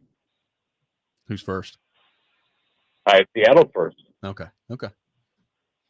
You're not liking I didn't know if you were going to go Eagles. I didn't know if you were going to go wild and start talking about the Chicago Bears being the best team in the league. No, I don't see through cheese-colored glasses. All right. Hey, you got to like winning, though, right? Winning close games better than what's been happening for. You know what? It's not beautiful and it's not impressive, but I will say, learning to win, learning to pull out games is a thing. Yep. Because I have a saying, I say it all the time. Winning teams find a way to win, losing teams find a way to lose. I mean, you see it all the time where losing teams are in position to win games and they find a way to lose. Look at the Titans yesterday. Defense played a great game. 3rd and 16, Nico Collins first down. Yep.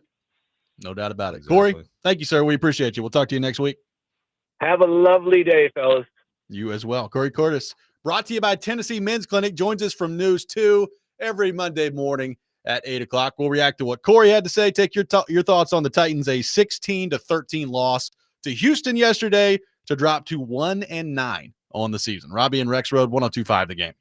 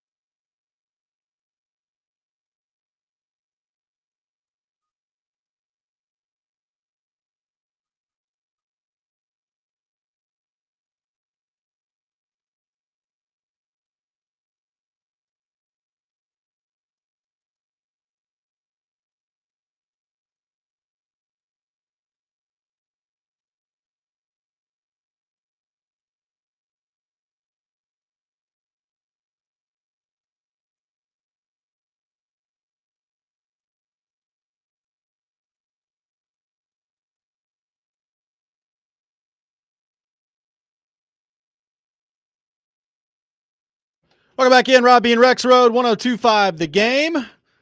Live from our Busy Bee Plumbing, Heating, and Air Conditioning Game Nashville studios, home of the $99 yearly Beehive membership where the buzz is always about great service. Taking your thoughts on the Titans. They lose 16-13 to the Houston Texans yesterday. Joe, we brought up Mike McCoy. So there's a 4th and 2 situation from the Houston 28, I believe, where he elects to go for the field goal. That, as most things have done under Mike McCoy, drove Kuharski nuts yesterday at the game. There was an interesting back and forth in the press conference. PK got involved.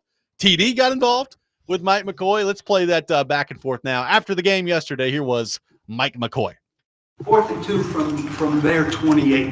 What will it take for you in the remainder of the season to be in one of those situations and make the more aggressive decision? Well, you go, like any situation in a game, you look at certain things. What is the flow of game? What type of game is it going to be? And what you think at the time and situation of the game you're going to do. Every game this season has been the kind of the game where you need more points than the field goals you guys consistently settle for.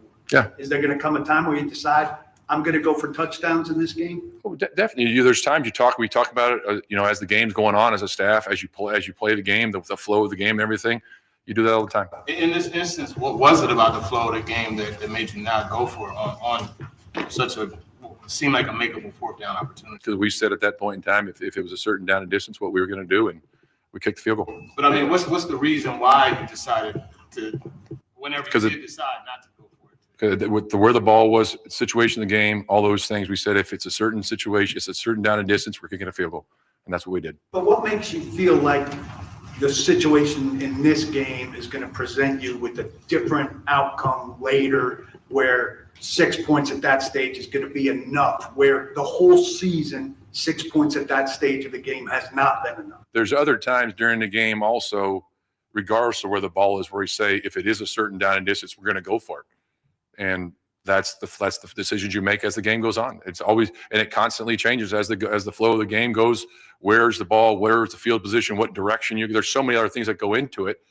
And we had talked about it, and that's what we did. If Amy or Mike or Chad came to you and said, we overall want you to play more aggressively and not make decisions like that, but push, would you? We talk about all the decisions I make all the time. And we constantly talk about it. We evaluate the game. We talk about the decisions I made. And that's what I did. And are they satisfied with that conservatism? I haven't talked about today's game yet. So generally speaking? So. There it was, the back and forth between Kuharski and TD and Mike McCoy there on the decision to kick the field goal, 4th and 2. By the way, shout out to TD for jumping in there, because that is the question, right? Okay, you keep telling us flow again. What were these conditions? Just tell us what did you think? He wouldn't do it. He wouldn't give an answer. I would love, like he said over and over again, well, there's a certain down and distance where we go for it. I was like, well, what does the distance have to be? It's 4th and half an inch. 4th and 8 centimeters. If it's anything more than 4th and 4 inches, we're not going for it. Like, what does that mean? I don't know, but again, like I don't want to spend loving the frustration. Yeah, like I don't want to spend a ton of time on it because Mike McCoy is not going to be here in 2 months, and it doesn't really matter. But it is just like, as a Titans fan, aren't you just watching this and saying, good God, you guys are 1-8. Just go for it. What difference does it make? Instead of settling for this field goal, you're 1-8. You got a rookie quarterback. So what if you don't get it? Who cares? Just go for it. Yes, 100%. Again, I've been arguing here with Mark H on the whole sick cam thing, which of course they're not going to do, and they shouldn't do. And he points out that it used to be, a different era. Yeah, different eras, guys would sit. I mentioned, when I was a Lions fan in the 80s, Chuck Long, Rodney Pete, those are rookies who played. Rookies have played a long time. But when you are playing a rookie, here's a situation. Let's see how he does. Here's a late game situation. And he got it done, got him in the end zone yesterday. It is somewhat maddening. And I'm enjoying watching Kuharski melt down about it. Don't get me wrong. Well, me I'm too. now actually going to root for more conservatism, just so Kuharski can just have a complete meltdown. Well, there's a text here that normally I would agree with. I don't think I do in this case. One texter says the problem with those complaints is that if they went for it and missed it, everyone would be screaming about what a stupid move that's was. wrong. I don't think so. That's wrong. Like when you're a 1-8 football team, and by the way, 4th and 2 around the league, especially in that situation for the 28, like the math tells you go. Like it's the analytics suggest you should go for it. So I don't think that's true. Like I don't think people would be complaining about it. No. Probabilities tell you, and that's why all these teams have analytics departments. That's a gimme. And like Cory said, if you run it on 3rd down, that's a play you do if you know you're going for it on 4th down, but then they don't go for it. So no, people would not be screaming about that. Again, Dan Campbell of the Lions, he goes for it all the time. They miss plenty, but they're aggressive. They go for it, and for the most part, these are the right decisions. Now, last night, 0 for 5 on a windy, crappy night, it was stupid. Like there are times when, it's like, yeah, take a short field goal or whatever. But this was, at the 28-yard line. It's also not a chip shot. Yeah, I mean, and again, what down and distance are you looking for? If that's the down and distance that you're like, I don't know, certain down and distances we would go for it. It's like, well, it's 4th and 2 from the 28. So what qualifies at that point? Somehow Mike McCoy has made this less fun. Congratulations. Amazing feat. Let's go to the phone line. Welcome in Nate to the program. Nate, good morning. Thank you for calling in. What's up, guys? So I was in Chattanooga yesterday, and I wonder if the organization has called their flagship station and told them to block any streaming outside of the Middle Tennessee area, because I couldn't it told me I did not have access or permission to the stream when I was leaving Chattanooga yesterday. And then I got into Murfreesboro and had it on my phone, and it was fine. I'm like, what is happening to this organization? Plus, y'all saw that picture that Andrew tweeted out yesterday, right? Of the guys trying to get into the stadium in hard hats and the I did see signs? that, yes. No. Like, what team under construction? Was, and they apparently they were denied entrance, Joe. What the hell is the organization doing? Just saying team under construction? Sign says team under construction. It was just the Titans logo. I mean, not even like team under construction, but they ass right now? No. Nope. They are so soft. And if Trey calls in and starts bashing Cam Ward, the first words out of his mouth better be, why didn't Cam Ward block the field goal? Thank you, guys. Have a great day. Thank you, Nate. I don't know. By the way, so what? Titans are blocking him from watching them, or I didn't understand. I guess he couldn't listen to the game in Chattanooga. We know we couldn't watch it in Chattanooga. He was trying to stream it, though, he said. I don't know. We know you couldn't watch it in Chattanooga. Titans are a lot of people missed out on the Titans-Texans game in eastern and western Tennessee yesterday. I'm sure they're broken up about it. Mike McCoy's like, well, if they could have watched us in Knoxville, I would have gone for it, but never mind. Let's kick. We will get back into the J.C. Latham conversation coming up next. Robby and Rexrode, 102.5 The Game.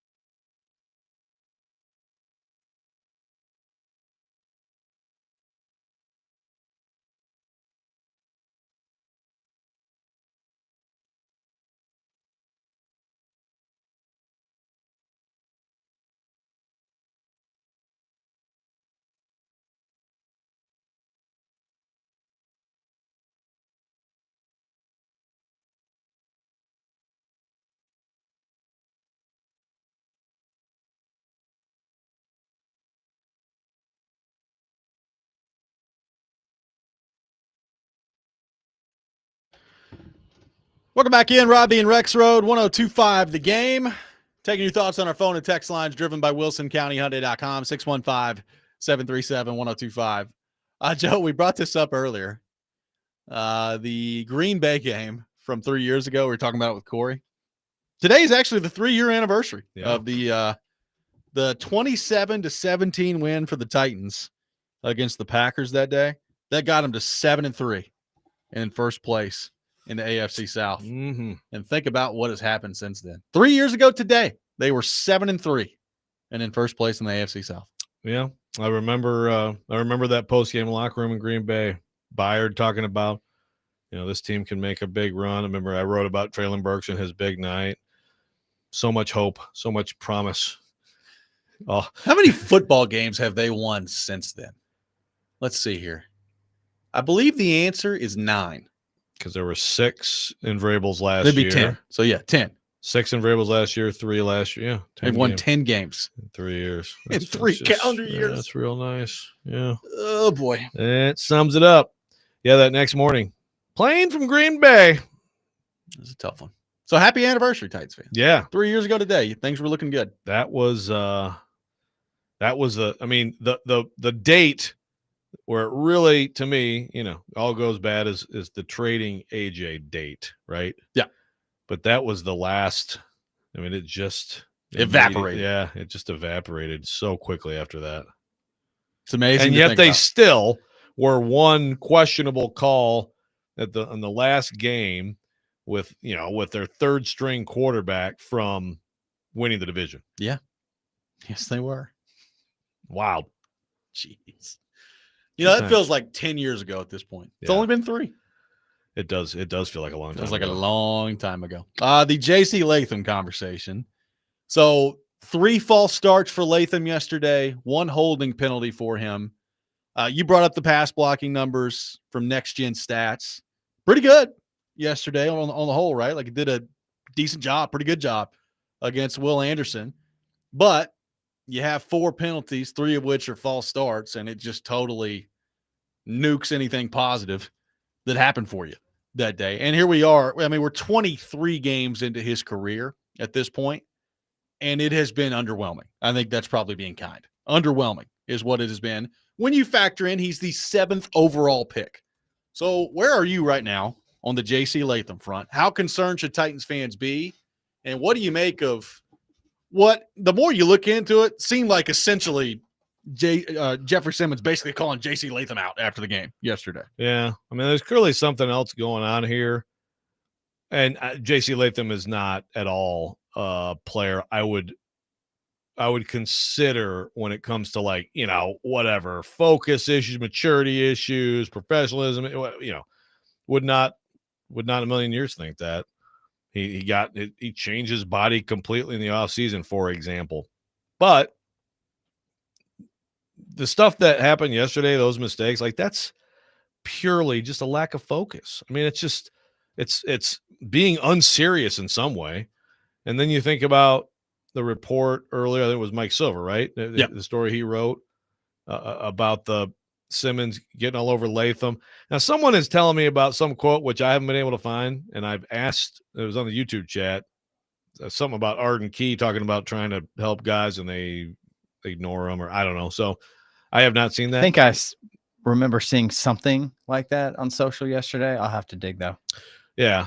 So again, and I say that because obviously Arden Key is a guy who in practice would go against J.C. Latham, and it's like, he's like, when he's trying to help guys improve. So are you also subtweeting J.C. Latham? Is everybody subtweeting J.C. Latham? Oh, there's something about him that's obviously bothering Simmons, and I think it goes maybe beyond, like, making mistakes in games. And again, Simmons mentioned the 4 false starts in the Friday practice. How many of those were Latham? I don't know. I mean, you need your 7th overall tackle to be a great player, and there's been nothing to suggest to this point that he's going to be a great player. Now, could he end up being good? Maybe. And I said this yesterday on Twitter. He's bad right now. I mean, I understand you're happy with the pass blocking yesterday. Number one, they can't run the ball at all, which is amazing to me, given, they've got Skoronski. You figure Latham should be a good run blocker. They can't run the ball at all on this team. It's just Zeitler. it's brutal how bad they are at running the football. So that's half of their offense right there they can't do at a high level. And then you've got pass blocking that's been so up and down. And Latham's part of that, right? Like Latham has had some brutal blocking games this year too. So we're 23 games in, and he just looks like he might maybe end up being a decent tackle.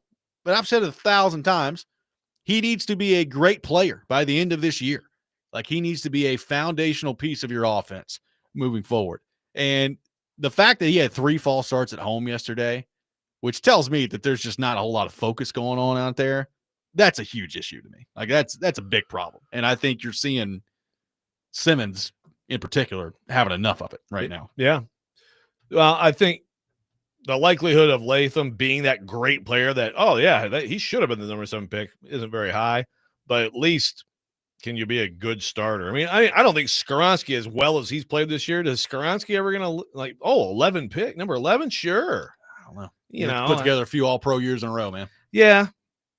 Yeah, I guess. Yeah, if you're that good. But I mean, right now, Latham is certainly not on track for that.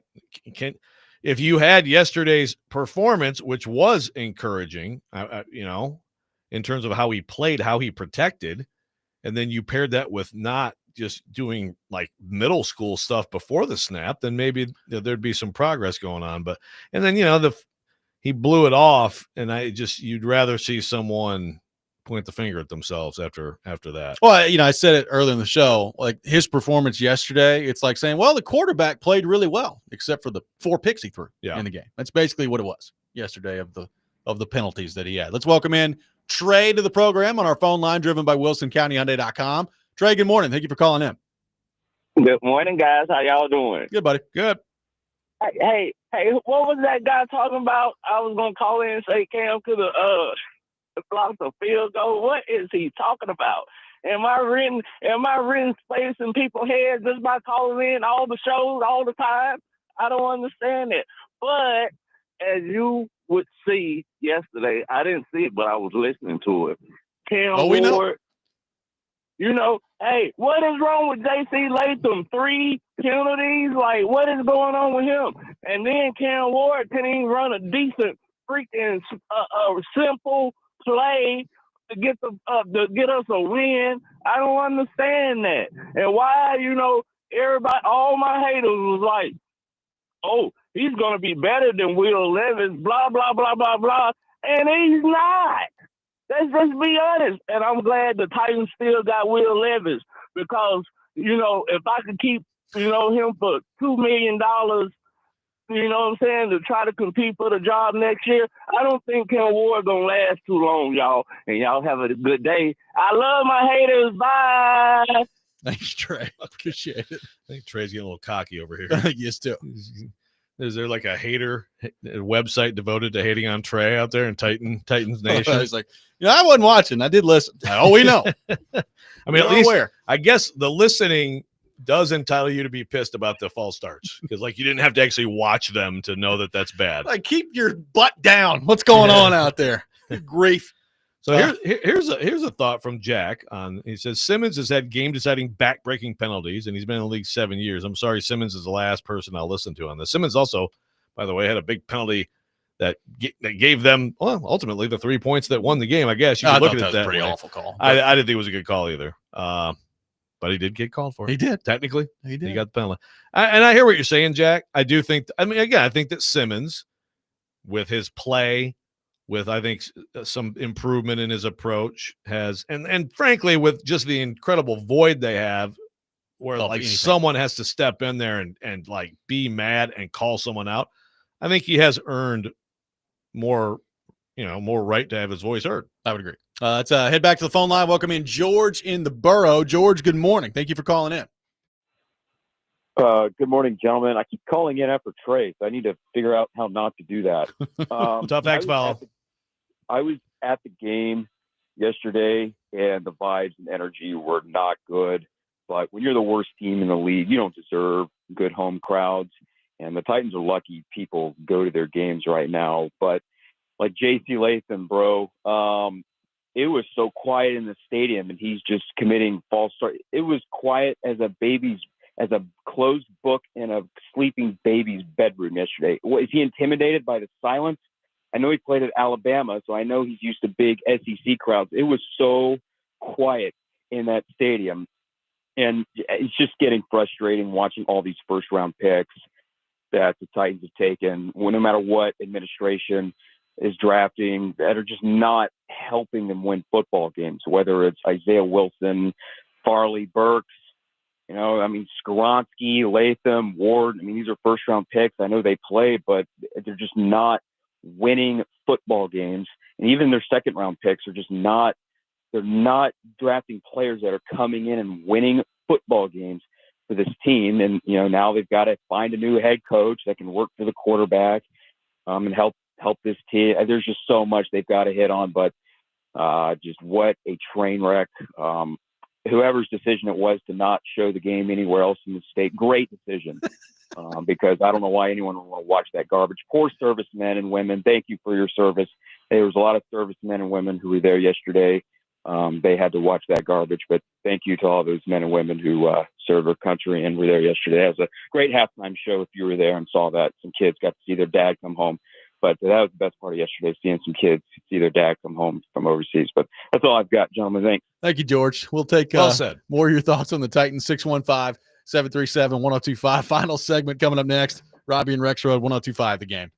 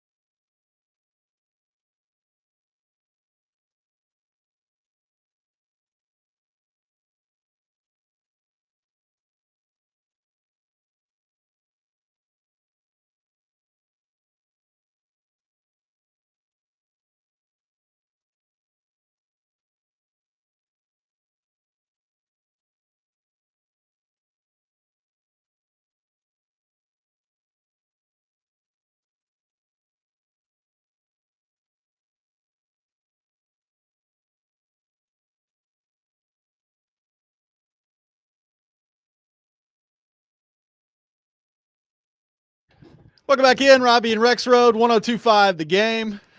Final segment of the day. Taking your thoughts on the Titans' 16-13 loss to the Houston Texans yesterday to drop to 1-9. I mean, there may be melt by the end of this week. If the Titans are as soft as they may be, I mean, what an absolute joke. I can't even get into it right now. We don't have time. We have time. We have time later this week. I mean, you talk about just pathetic freaking losers. Well, if the things I'm hearing are true, we will get into that throughout the week. But they are losers. I mean, they're 1-9. Anyway, They're 1-9. So yeah, I'm talking about. I know what you mean. I'm talking about people making decisions. I mean, like soft is such an inadequate term. Yep. Boy, I mean, we have Karski just needs to come in for the whole show on Wednesday. We might need him to. We already have Karski. Gonna get your services in here Wednesday. He's already gonna have to cope for an hour about McCoy, so we got to get him through that. Mike, would you ever go for it on 4th down if your life depended upon it? Who they play this week? Oh, they got the Seahawks coming in. Yeah. Well, at least they. That'll go. You know what? What's your guess of an early line on that one? Let's see here. Seattle by 10.5, 11.5. 12.5 is the Okay. number. Okay. All right. On the road. Yeah. Well, there you go. That means anything. No. I mean, haven't won a home game in over a calendar year. The good thing is this won't be, I don't think, like the replay of the same old game over and over. Actually, if it is, I'll be impressed with the Titans. They're probably going to get just blown off the field. Yeah. So we'll see. Could be bad. Yep. A lot of thoughts on the Latham front. We will get into that more throughout the week as well. We played this Jeffrey Simmons audio earlier. If you missed that, go back, check out Robby and Rexrode wherever you get your podcast. Apple, Spotify, GameNashville.com. It's a kind of I don't know if tipping point is the right word, but you heard Jeffrey Simmons say it yesterday. I've said it on the field, I've said it in the locker room, and I'm tired of basically trying to protect everybody's feelings around here. Tired of sugarcoating stuff. It's time to get some of this stuff fixed out there. So, should we play Arden? Do you have Arden? Is it worth playing? No, I don't have it right now. Yeah, we get into it could tomorrow. get into it. I mean, I don't know. We're gonna miss Arden. Actually, Arden is an interesting dude.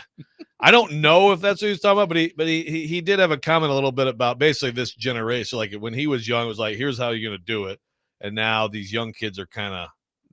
He said huff and puff, but they kind of. Arden Key's 29 years old. Can't take. Yeah, well, right. But that's older than 21. It is. They can't take the. Back in my day. Yeah. You can't tell these kids anything nowadays. Back when I used to hang out with Paul Kaharsk, my favorite reporter. Make sure you subscribe to paulkaharsk.com. But I suppose he may have been talking about the same sort of thing. I don't know. Maybe Latham is just. We need Arden Key talking more. I mean, he's the one that like every 6 weeks will be. The coaches weren't making any adjustments before, but now they are. And then by the end of last year, it's like, yeah, these coaches don't seem to make a whole lot of adjustments. It's like, wow, not a whole lot of adjusting going on around here. Yeah. They let us be us. We need a weekly. They let us be us. A weekly press conference with Arden Key that everybody just zeroes in on. Everybody obviously pays attention to what Cam Ward says and Jeffrey Simmons and kind of like the headline members of the team. I think we need to switch it for a couple weeks. Just go to Arden. I'm here for it. I'm absolutely. I mean, replace the McCoy pressers with Arden. Let please. Arden, would you go for it on 4th down? Yeah, man. Let's do it. I mean, the only reason like Mike McCoy's pressers have any value is just because we know Kaharski's going to lose it. Other than that, no interest.